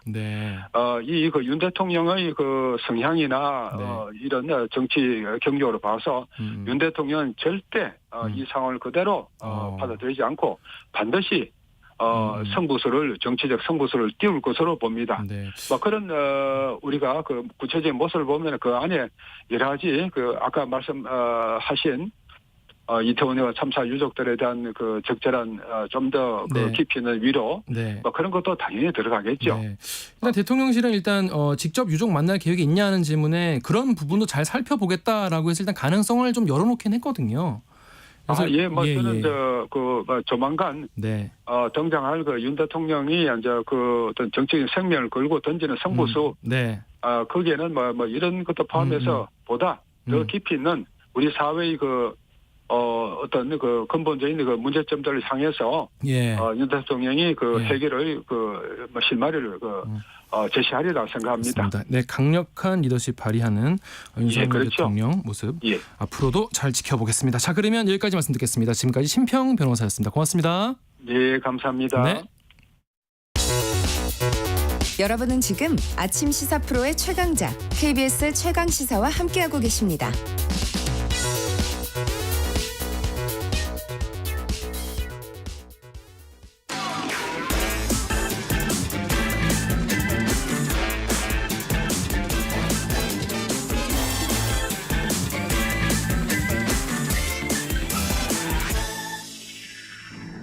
한 번 더 뉴스 오늘은 정은정 작가와 함께합니다. 안녕하세요. 네, 안녕하세요. 안녕하십니까. 자, 먼저 28일에 항저우 장애인 아시안 게임이 성공적으로 마무리됐다는 소식입니다.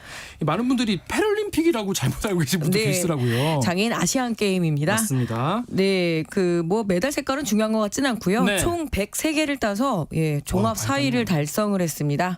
네. 그 중국, 이란, 일본에 이어서 4위고요. 네. 특히 사이클에서 빛나는 결과가 있었는데요. 네네. 사이클 김정빈 선수와 이 경기 파트너인 윤중헌 선수가 3관왕을 합작품으로 이뤄냈는데 이미 뭐 사이클 동호회에서는 슈퍼스타들이었더라고요. 네, 그렇습니다. 그 탁구 역시 여자 단식, 복식 그리고 혼합 복식에서 3관왕을 달성을 했고요. 네네.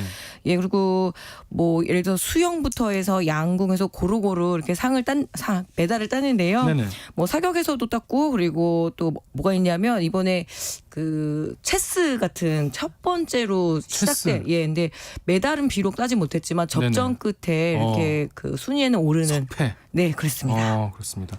근데 직전이 이제 2018년이었지 않습니까? 네. 코로나 때문에 이제 네, 1년 늦어져가지고 원래 짝수인데 이제 홀수가 됐는데 자카르타 팔렘방 장애인 아시안 게임에서는 우리가 종합 2위로 올라가는데 이번에는 뭐 종합 순위는 약간 떨어진 것 같아요? 네, 2018년에는 이 금메달 무려 53개를 획득을 했는데 그 당시에는 우리나라가 엄청 그 장애인 볼링 경기가 강국이거든요. 장애인 볼링. 예, 근데 이번에는 볼링이 정식 종목으로 채택이 되지 않아서 그래요? 예, 지난번 아시안 게임에서는 무려 12개를 이 볼링 종목에서 땄습니다. 와. 그래서 매우 아쉬운 상황이지만 외에 그 골고루 여러 종목에서 좋은 성과를 내서 기뻤습니다. 저는. 그렇습니다.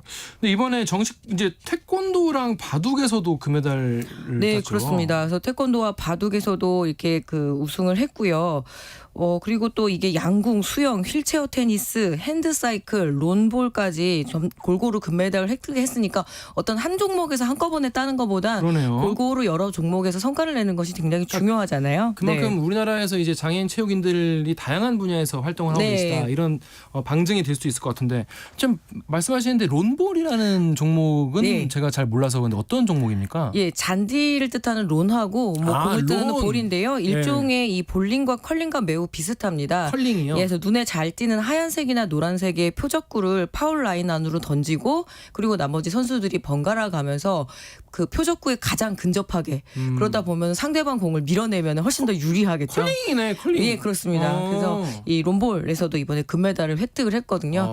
한 가지 아쉬운 게 우리나라가 보치아 강국이었는데 이번에는 은메달과 동메달. 이 이유는 돼지눈이 너무 안 좋았어요. 왜요? 예선전에 한국팀끼리 좀 붙었습니다. 그렇구나. 그렇지만 전반적으로 양궁처럼 전 세계의 이런 어떤 수준들이 올라가고 그런 문제도 있었고요. 그래서 우리도 조금 더 분발해야 될 것 같습니다. 전반적인 양궁의 전 세계적인 실력이 올라가는 거는 이제 우리나라가 이제 다 쓰었었는데 잘 따라오고 있다. 보치아도 마찬가지인 것 같습니다. 우리나라 코치분들도 가시고 하다 보니까 전 세계적으로 올라갔나 봐요. 자, 이제 이번에 출전하신 그리고 뭐 이렇게 메달을 획득을 했던 하지 못했던 정말 우리 국가대표 선수들 너무 다 고생 많으셨고 성과도 정말 축하드립니다. 그런데 참 이번에 좀 장애인 아시안 게임 같은 경우에는 좀 뭐랄까 좀 지난번보다도 더 약간 좀 조용했달까? 좀 네. 그런 느낌이 있어요. 예, 뭐 반복적인 지적인데 제대로 중계 방송을 하지를 않다 보니까 네. 그만큼 관심도도 떨어지고 실제로 지금 장애인 아시안 게임이 진행됐었는지도 모르는 시민들이 더 많더라고요. 맞습니다.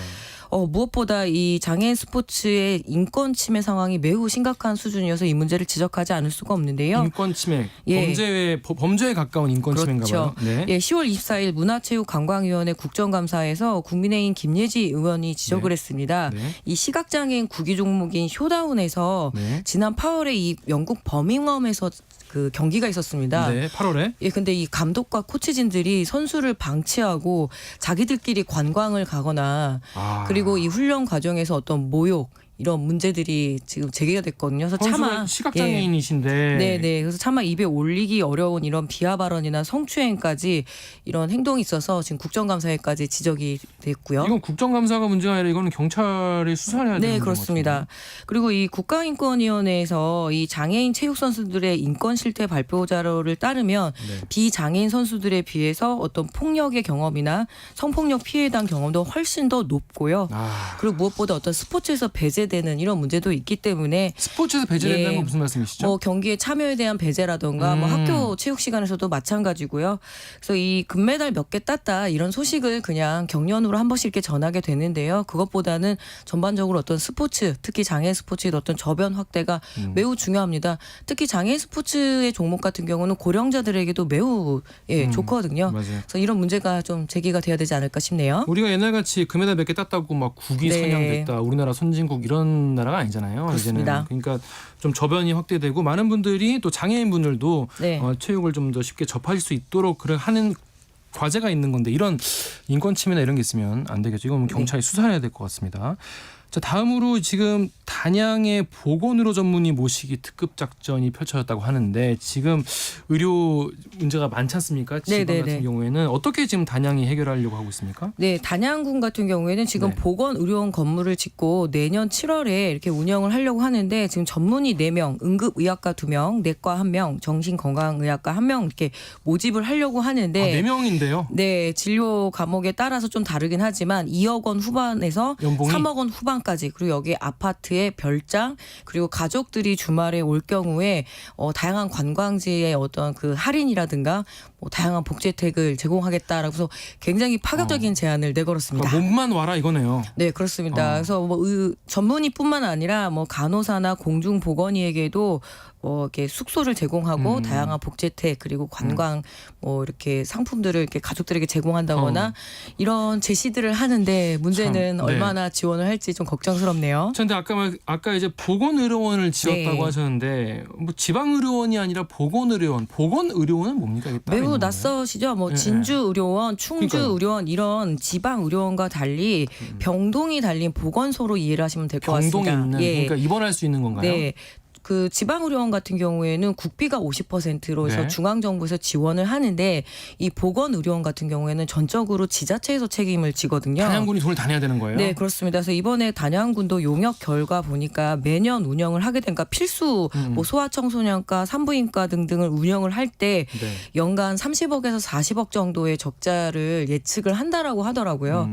그런데 인구가 27,700명 정도 되는 이 작은 고장에 지역 의료원, 그러니까 지방 의료원까지 가기도 쉽지가 않거든요. 네. 그리고 이미 2015년에 단양군 같은 경우에는 지역의 병원 응급실이 폐쇄가 됐습니다. 경영난 때문에. 그래서 이게 굉장히 필수 네. 의료 시설인데 아프면 갈 데가 없는 근데 이 상황. 부분을 이 열악한 지자체에만 맡기는 것이 온당한지 중앙정부가 좀 관심을 가져야 되는 필수 의료 시설입니다. 그러니까 단양군은 지금 곳간에서 지금 꺼내가지고 어떻게든 지은 건데 지금 단양군의 문제만이 아니지 않습니까? 다른 뭐 데 전국 곳도. 농어촌 지자체가 다 겪는 일이고요. 결국에는 이게 정주 여건이 개선이 돼야 되잖아요. 교육이나 정주 여건 거기서 살 수 있는. 주민들도 불편하면 당연히 의료진들도 불편하고 기피하게 되기 때문에 어떤 국가 균형 발전 차원에서 이 지역 의료의 현실들을 좀 들여다보고 또 강화해야 되겠죠. 누군지 와서 잘 살 수 있는 그런 공간을 만드는 거는 뭐 꼭 의료 문제뿐만이 아닌 것 같고요. 네. 그래서 지금 의대 정원 확대에 대해서도 많은 국민들이 네. 관심을 가지고 지켜보시는 게 이런 지방에 갈 수 있는 그런 의사들이 과연 있는가 이런 거에 대한 관심도 있으신 것 같습니다. 자, 지금까지 한 분 잠시 후 8시 반부터 일부 지역국에서는 해당 지역 방송을 보내드립니다. 가자. 배종찬입니다. KBS로 오는 길이 너무 행복해서 다 잊어버렸다. 시사본부가 역시 전통이죠. KBS의 역사라고 봐야 돼. 가장 공정한 방송이다. 고정해야 되지 않을까요? 고정해줘요. 배종찬의 시사본부 평일 낮 12시 20분 매일 고정입니다. 일라디오도 고정. 화이팅. 진행은 서툴지만 내용은 알찹니다. 진실의 편에서 정의의 편에서 약자의 편에서 뉴스를 전합니다.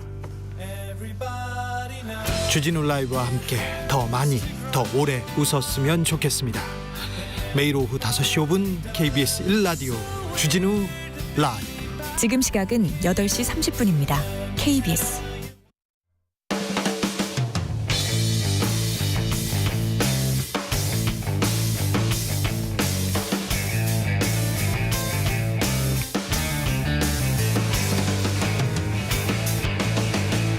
KBS 최강 시사.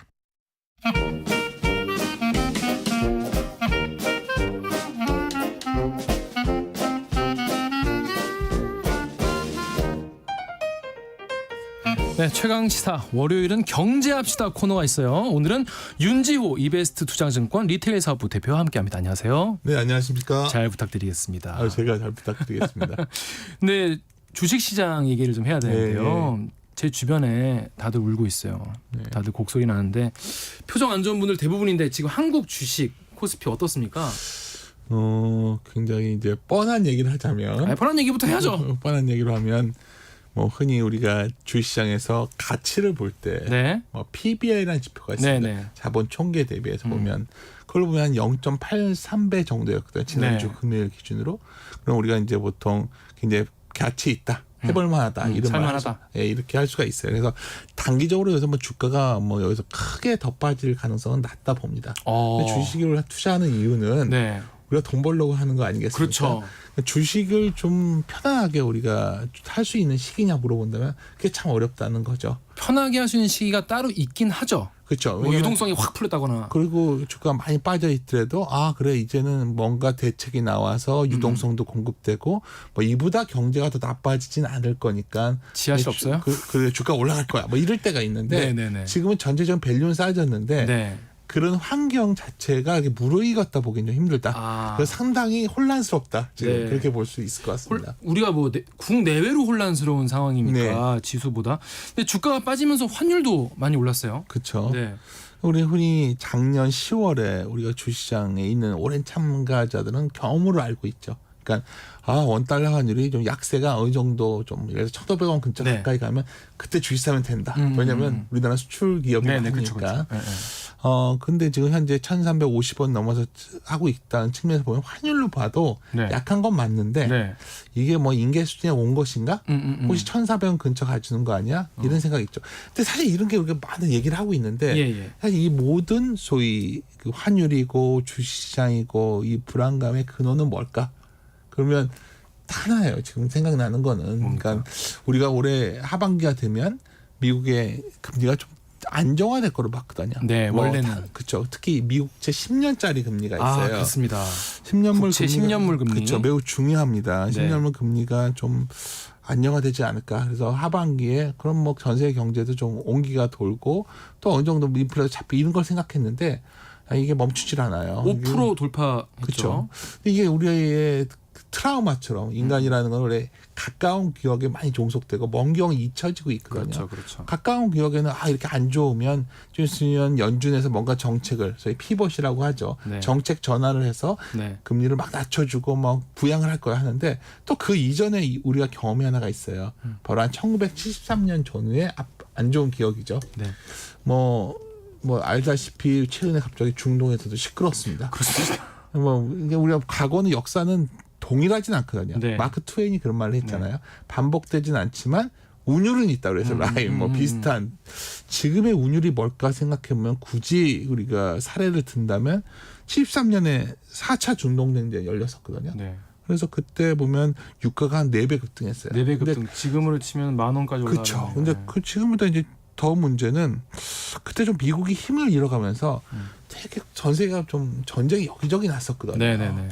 지금 약간 그런 비슷한 부분이 있지 않을까요? 미국이 이제 전 세계 헤게모니를 약간 놓치고 있는. 그렇죠. 거기다가 당시에도 우리가 역사상 연준의 의장 보면 딱 하나 둘을 비교해요. 폴 보커라는 사람이 있습니다. 폴 보커는 뭐냐면 뭐 금리를 빠르게 올려서 잡았던 사람이 80년 초에 가장 무능했던 사람은 아서 번즈라는 사람이 있어요. 그게 그분이 닉슨이 임명했던 사람인데 우리가 요새 파월이라는 연준 의장에 대해서 저 사람 도대체 뭐지? 전에는 인플레는 일시적이라고 했다가 이제는 좀 뭔가 좀 신뢰가 떨어졌죠. 거기다가 연준이 뭔가 하이어 폴 온 거라고 그래서 영어를 좀 써서 그런데 금리가 굉장히 오랫동안 높게 유지될 거다. 더 올라간다가 중요한 건 아니라 뭐 그런 얘기를 하는데 이게 그때가 좀 떠오른다는 얘기죠. 흥미로운 건 74년에 미국채 10년이 7%를 넘어갔었어요. 7%. 그렇죠. 그다음에 그러니까 모든 돈이 다 미국으로 그럼 몰리는 거네요. 그것도 있고 채권 금리가 올라가면 모든 경제에 악영향을 주죠. 그렇겠죠, 당연히. 그래서 80년대 초에 그 15%까지 13%인가 내가 갑자기 기억이 헷갈리네요. 하여튼 그 정도까지 올라가는 출발점이었거든요. 고민은 이거죠. 5% 이상에서 혹시 머무르는 시간이 오래 걸릴 수도 있고 두 번째 일부의 주장대로 혹시 더 올라가는 거 아니야? 만약에 모르시는 분도 계실 테니까 간단하게 미국 국채가 오르면 예를 들어 5% 계속 유지되고 이러면은 우리나라에는 어떤 영향을 줍니까? 아니 금리가 오르면 기자님도 생각하시겠지만 소비자는 소득이 줄 것이고요. 그렇습니다. 기업은 하지만 임금은 올라가 있으니까 기업은 그걸 갖다 판매가에 전가할 거고요. 그렇죠. 그러면 기업은 판매량이 줄어들 것이고. 그러니까 금리가 올라가면 또 부채가 많은 사람들은 빚 때문에 허덕일 것이고. 그렇죠. 그러니까 모든 경제 주체가 금리가 높으면 다 힘들어지는 상황이다. 요즘 상황 보시면 우리나라가 그러하잖아요. 미국만 그러니까 미국이 그 정도 한다는 거는 우리나라의 많은 주체들. 그렇죠. 더 큰 문제는 그게 있어요. 뭡니까? 제 정부는 재정이 상당히 부담이 되죠. 금리가 올라가니까. 그렇죠. 근데 금리가 올라가면 또 계속 채권 발행을 더 해야 돼요. 국채 또 찍어야 돼요. 70년대가 그랬거든요. 그러니까 인플레가 좀 진정될 만하면 또 그냥 재정이 엄청 팽창이 됐죠. 지금 꼭 그렇지 않나요? 미국도 보면. 그러면 우리나라 주식시장이 이렇게 힘든 거는 그럼 외부 요인이 더 크다라고 보시는 거예요? 그럼 국내 요인은 별로 없다라고 보시나요? 외부 요인이 있다 보니 한국의 국내 요인이라는 건 결국 한국의 기업 실적이 잘 나오면 되는데 한국의 수출 기업이 거의 대다수라는 거죠. 수출 환경이 안 좋다 보니 수출사부터 잘 안 풀리는 거죠, 우리나라가 지금. 현대차는 실적은 좋았는데. 그렇죠. 좋은 지적이신데 문제는 이제 현대차가 실적이 좋아도 앞으로 더 얼마나 도와줄까 이런 생각이 드는 거고 문제는 다른 산업들 반도체 그렇죠. 반도체는 굉장히 중국에 노출이 많은데 미중 관계가 과거와 같지 않다 보니 한국은 그 중간에서 굉장히 곤혹스러운 상황이죠. 최근에 흥미로운 거는 글로벌 경기가 상당히 개선되는 구간에서 한국의 수출이 올라오질 않았어요. 수출 안 좋다는 얘기는 계속 나오고 있습니다. 그러니까 이게 저도 뭐 제가 이제 애널리스트 한 20년 넘게 했는데 이렇게 글로벌 경기 선행지수가 올라오는데 한국 수출이 이렇게 부진한 걸 처음 봤단 말이에요. 그러면 내년에 기업이 그러니까 국내 요인이 뭐냐? 우리는 글로벌 경기가 좀 살아나면 우리나라 기업 실적이 좋아질 줄 알고 내년도 기업 실적이 엄청 좋아진다고 지금 전망되어 있어요. 이게 참고죠. 2024년에 기업의 영업이익률이 연이익이 8.1%거든요. 도저히 달성이 안 될 것 같거든요. 그래서 그러한 소위 국내 요인을 본다면 기대는 높았는데 상당히 실망하는 국면이 시작됐구나. 실적이. 그게 사실은 본질적인 문제가 있죠. 그게 이번에 주식시장이 확 낙폭이 컸던 분야가 뭐 2차 전지도 있고 그렇죠. 그런 좀 반영이 됐다고 봐야 되나요? 그러니까 여의도 사람들이 2차 전지 질문하고 굉장히 민감합니다. 지금 다들 지금 하나만 말씀을 드릴게요. 주식시장은요. 방금 전에 우리가 실적을 말씀드렸지만 이게 성장보다 성장률이 중요하다는 표현을 써요. 그러니까 그렇죠. 그러니까 100에서 110 가다가 110에서 130을 가면 처음엔 10이 늘었죠. 다음에 20이 늘었죠. 이게 흔히 성장률, 그로스 레이트가 가속화된다는 거예요. 그런 주식시장은 엄청나게 거기다가 가치를 줍니다. 2차 전지 산업이 그랬죠. 앞으로 이렇게 성장률이 높으니까 그래 난 미래에 성장 가치를 땡겨올 거야. 근데 최근에 약간 이게 흔들렸어요. 뭐냐면 생각보다 전기차의 확산 속도가 더딜 수 있다는 생각을 한 거죠.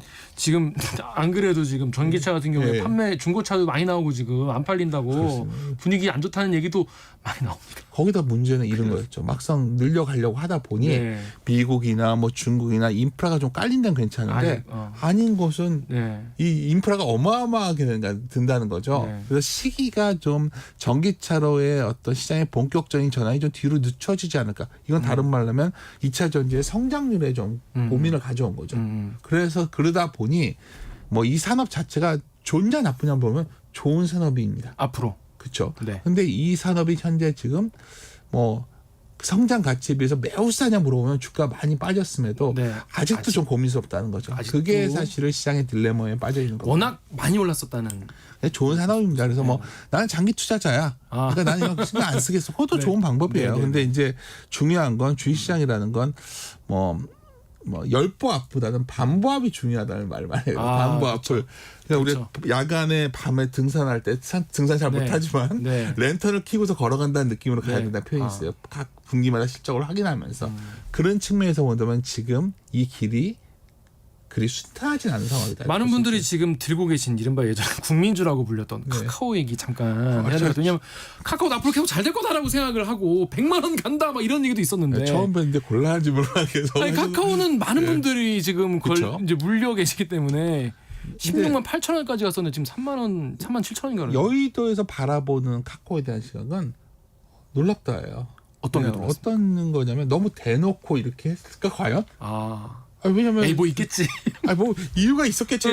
근데 사실 지금 여러 가지 이제 특사경에서 검찰로 넘겼지 않습니까? 네. 근데 그 내용을 뭐 우리가 알려주다 보니까 뭐 핵심은 이거죠. 하이브가 SM을 공개 매수하려고 했는데 그거를 방해한 거죠. 그렇죠. 근데 뭐 이유도 자명해요. 사실 그 당시에 카카오 엔터 상장한다는 말이 많았거든요. 맞아요. 그 알다시피 뭐 다 알려진 거죠. 뭐 사우디에서 돈이 들어왔다 해가지고 뭐 있었는데 아니 그러니까 이제 자기가 SM 인수해야 되니까 어쩌면 너무 대놓고 방해를 했는데 이게 문제는 다른 게 아니에요.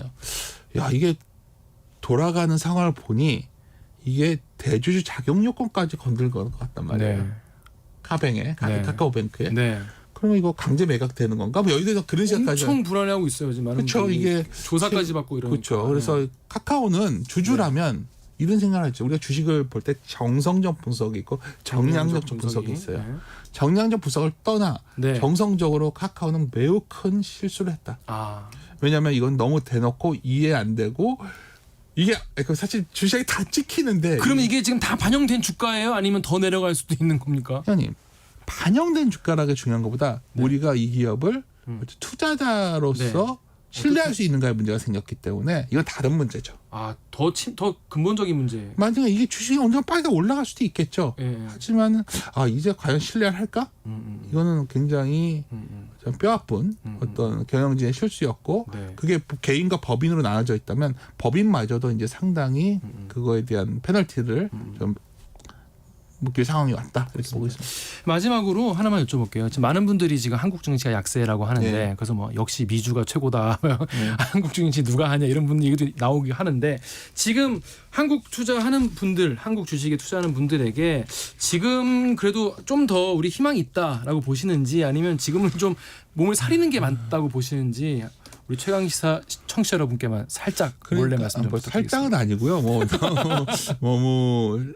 뻔한 답변일 수 있는데 주식장의 전체적인 레벨은 저희 딥 밸류한 표현 때 매력적인 수준에 왔어요. 근데 이제 문제는 뭐냐면 거기 이런 국면에서는 사실 전체적인 시장보다는 종목 하나하나의 매력을 찾아야 되는데 그러니까 지수를 보는 것보다 괜찮은 종목을 고르는 게 낫다는 말씀이시죠? 여기서 더 중요한 거는 그냥 뭐 유행이라던가 뭐 성장만 갖고는 안 되고 상당히 어쩌면 그 기업 하나하나의 어떤 그런 가치를 봐야 되는 상황이에요. 기업이 뭐 사람들이 싸다고만 아니라 어느 산업 내에서 지위가 상당히 확보돼 있다. 근데 아까 지금 뭘 해야 되냐 물어보시잖아요. 그게 일반 투자들이 하기 쉽지 않다는 거죠.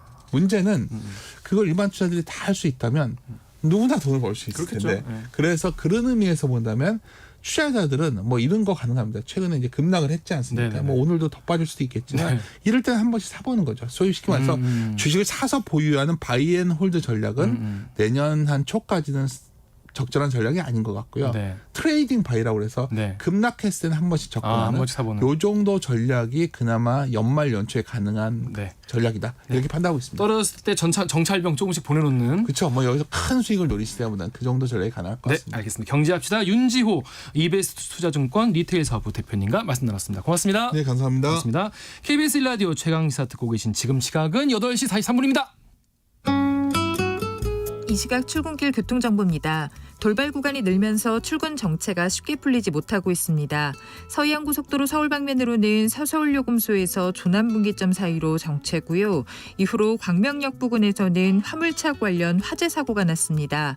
현재 4차로와 5차로 또 갓길을 막고 처리 작업을 하고 있어서 목감에서 금천 사이 정체가 매우 심해져 있습니다. 수도권 제일순환고속도로 판교에서 구리 방면으로 성남 부근 5차로에서도 사고 처리 작업을 하고 있어서 부근으로 차량들 서행합니다. 경부고속도로 서울 방면으로는 북천안 부근을 시작으로 수원 일대와 또 서울요금소에서 판교 사이로 정체입니다. 더 가서 달래내고개 부근 갓길에서도 사고 처리 작업을 하고 있고요. 정체는 이 달래내고개부터 반포 사이로 이어지고 있습니다. 그 밖에 당진 대전고속도로 대전 쪽으로 유성터널 부근 1차로에서도 사고가 나면서 이 유성터널에서 유성분기점 사이 정체가 더 심해져 있습니다. KBS 교통정보센터에서 김민희였습니다.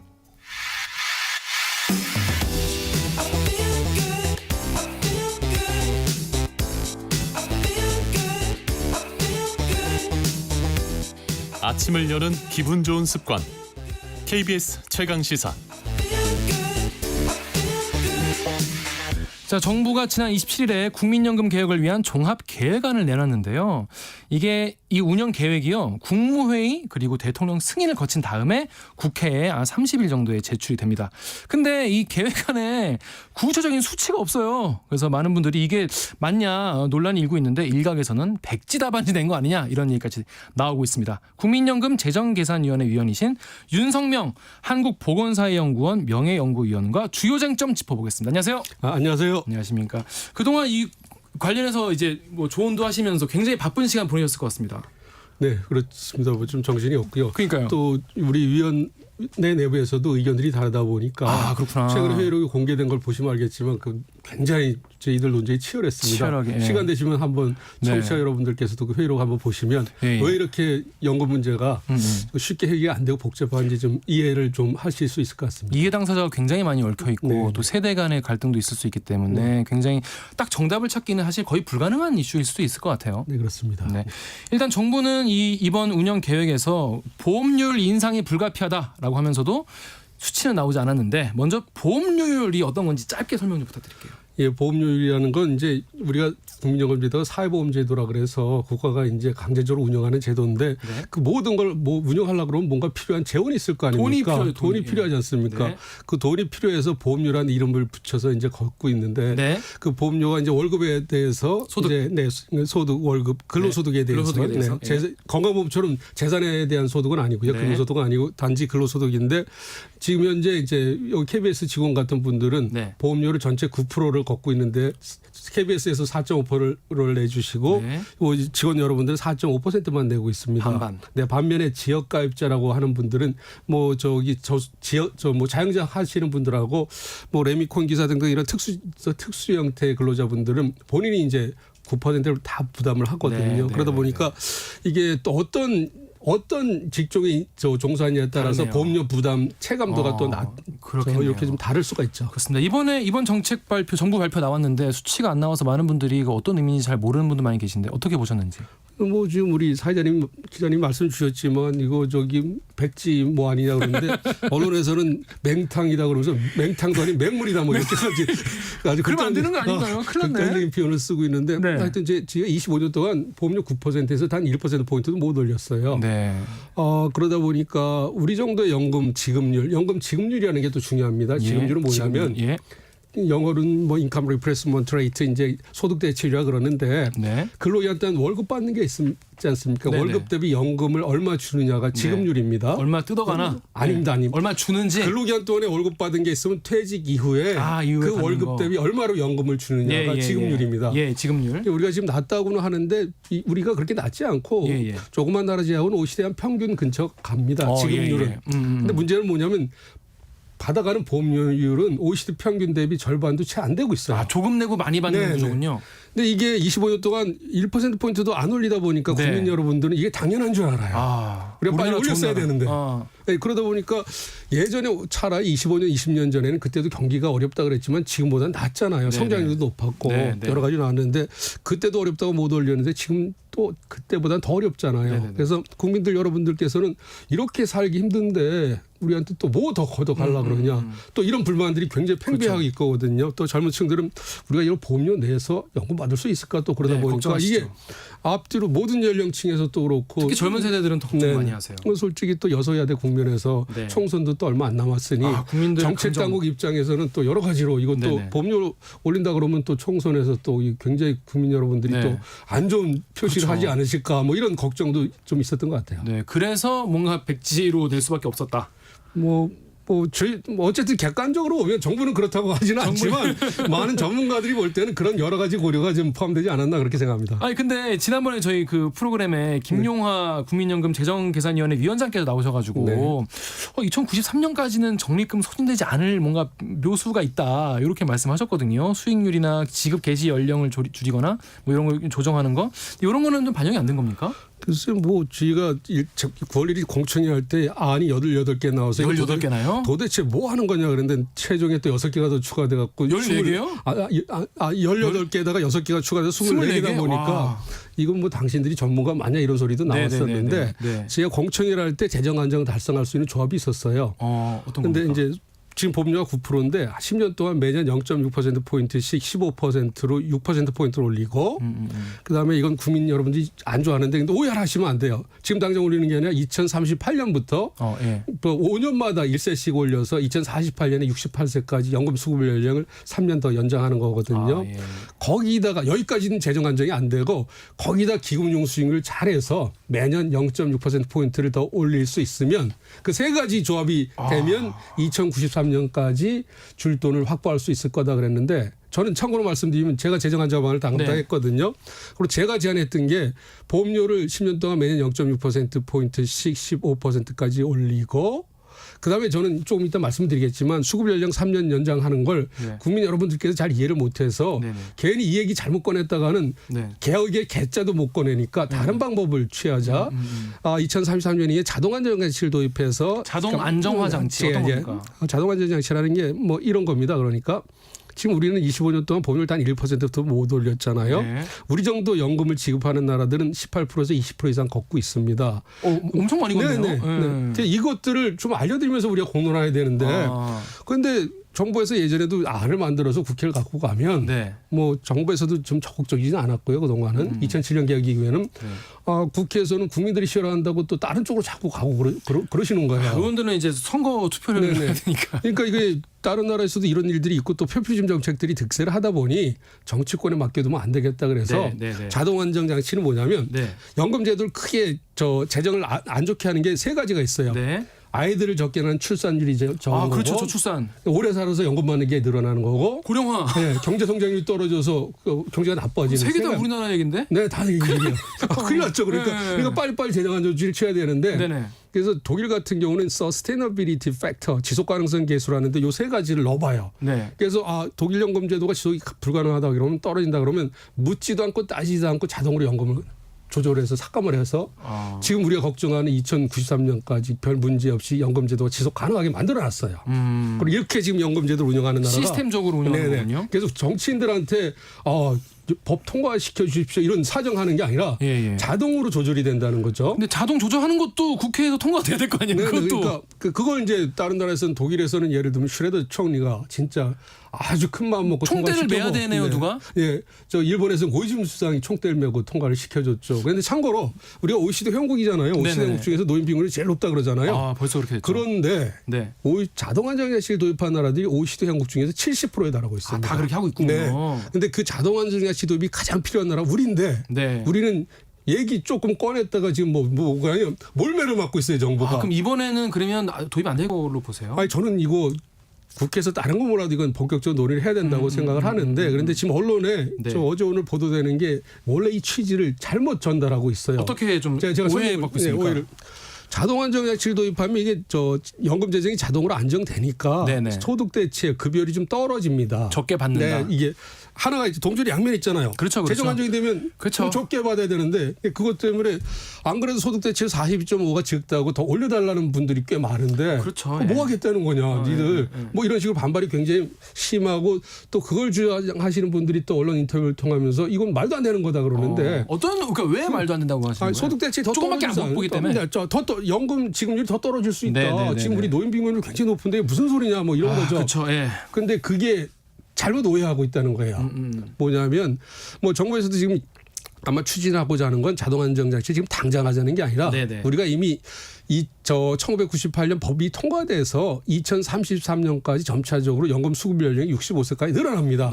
예, 올라가요. 그럼 지금부터 우리가 뭐 제도 고친다면 10년이 남아 있잖아요. 네네네. 10년 동안 제가 제안했던 것처럼 보험료를 어렵더라도 한 15%까지 올려놓으면 그러면 다른 나라에 비해서 그렇게 적게 부담하는 보험료 폭이 좀 좁혀지잖아요. 그러면서 받는 거하고 내는 거의 균형을 좀 맞춰진 뒤에 2033년 이후부터 장기간에 걸쳐서 우리가 제도로 어느 균형을 맞춰놨으니까 그 이후부터 10년 뒤부터 장기간에 걸쳐서 자동 안정장치를 도입하는데 그것도 스웨덴 식으로 무지막지한 자동 안정장치가 아니라 네. 핀란드식의 기대 여명 계수라는 게 있어요. 기대 여명 계수. 그래서 영어 표현으로 Life Expectancy Coefficient라는 건데 네. 이게 뭐냐면 이 연금 재정이 불안정한 이유 중에 하나는 예전에는 환갑 60, 40은 오래 사셨다가 잔실했잖아요. 요즘엔 오래 사시죠. 이번 재정 추계에서는 93년에 91세까지 사는 걸로 나오고 있어요. 그러니까 이렇게 오래 사시니까 오래 연금을 받으니까 문제가 생기는 거 아닙니까? 네네네. 그러니까 자동 안정장치는 뭐냐면 네. 연금 주는 건 똑같은데 저 오래 사시니까 네. 받는 기간이 늘어나면 매년 그만큼 좀 차감을 하자는 거예요. 그런데 그러면 어쨌든 연금이 줄어들잖아요. 그렇죠. 나이 먹을수록. 근데 핀란드에서 이 제도를 도입하고 있는데 거기서 연금을 떨어지지 않게 평균 수명이 늘어나면 네. 노동시장을 개혁해서 그 연금이 줄어드는 만큼 더 일하게 해서 연금이 안 줄어들게 하고 있어요. 이미. 정년을 늘리는 건가요? 네. 아니면? 뭐 정년이든 아니면 퇴직 후 재고용이든요. 재고용도. 그래서 이것도 고용 유지를 하는 거군요. 어떻게든. 이것도 시간에 좀 꼭 말씀을 드려야 되겠는데 네. 지금 의무납입 연령이 59세까지 보험료는 KBS에서 50%를 부담해 주는데요. 네. 63세까지 자기 자발적으로 연금보험료를 낸다 그러면 KBS 직원들 자기 보험료를 100% 내야 돼요. 이게 의무납입 연령의 개념입니다. 이게 또 뭐 이게 소득도 없는데 연금 더 내라 그러는 거 아니야. 그런데 소득이 있을 때 영주가 50%를 부담해 주는 게 의무납입 연령이거든요. 네네네. 지금 우리가 59세까지니까 장기적으로 65세까지 한 5년 늘려주면 그 연금액이 늘어날 거 아니에요. 네네네. 그리고 앞으로 더 65세에서 더 오래 일하면 이 기간이 늘어날 거고 그래서 지금 이 부분이 좀 불가능할 것 같은데 가능할 수 있는 게 네. 지금 대통령 소속의 저출산고령사회 네. 경제사회 노동위원회 네, 총고령사회 계속고용 연구에서 이걸 지금 연구하고 있어요. 그래서 잘하면 65세까지 일할 수도 있다. 그렇습니다. 그러면서 우리 연금도 세이브할 수 있다. 지금까지 윤석명 한국보건사연구원 명예연구위원이었습니다. 고맙습니다. 네, 감사합니다. 네. 10월 30일 월요일 KBS 1라디오 최강시사 오늘은 여기까지입니다. 지구촌 곳곳에서 전해지는 지진 피해 소식. 우리나라도 더 이상 안전지대가 아닙니다. 지진이 발생했을 때 서둘러 밖으로 뛰어나가면 유리창이나 간판이 떨어질 수 있어 무척 위험합니다. 따라서 실내에서 작은 흔들림을 느끼면 먼저 가스불을 끄고 탁자나 책상 밑으로 들어가 머리를 보호합니다. 만약 엘리베이터 아니라면 모든 버튼을 눌러 신속하게 내리고 안전을 확인한 후에 대피합니다.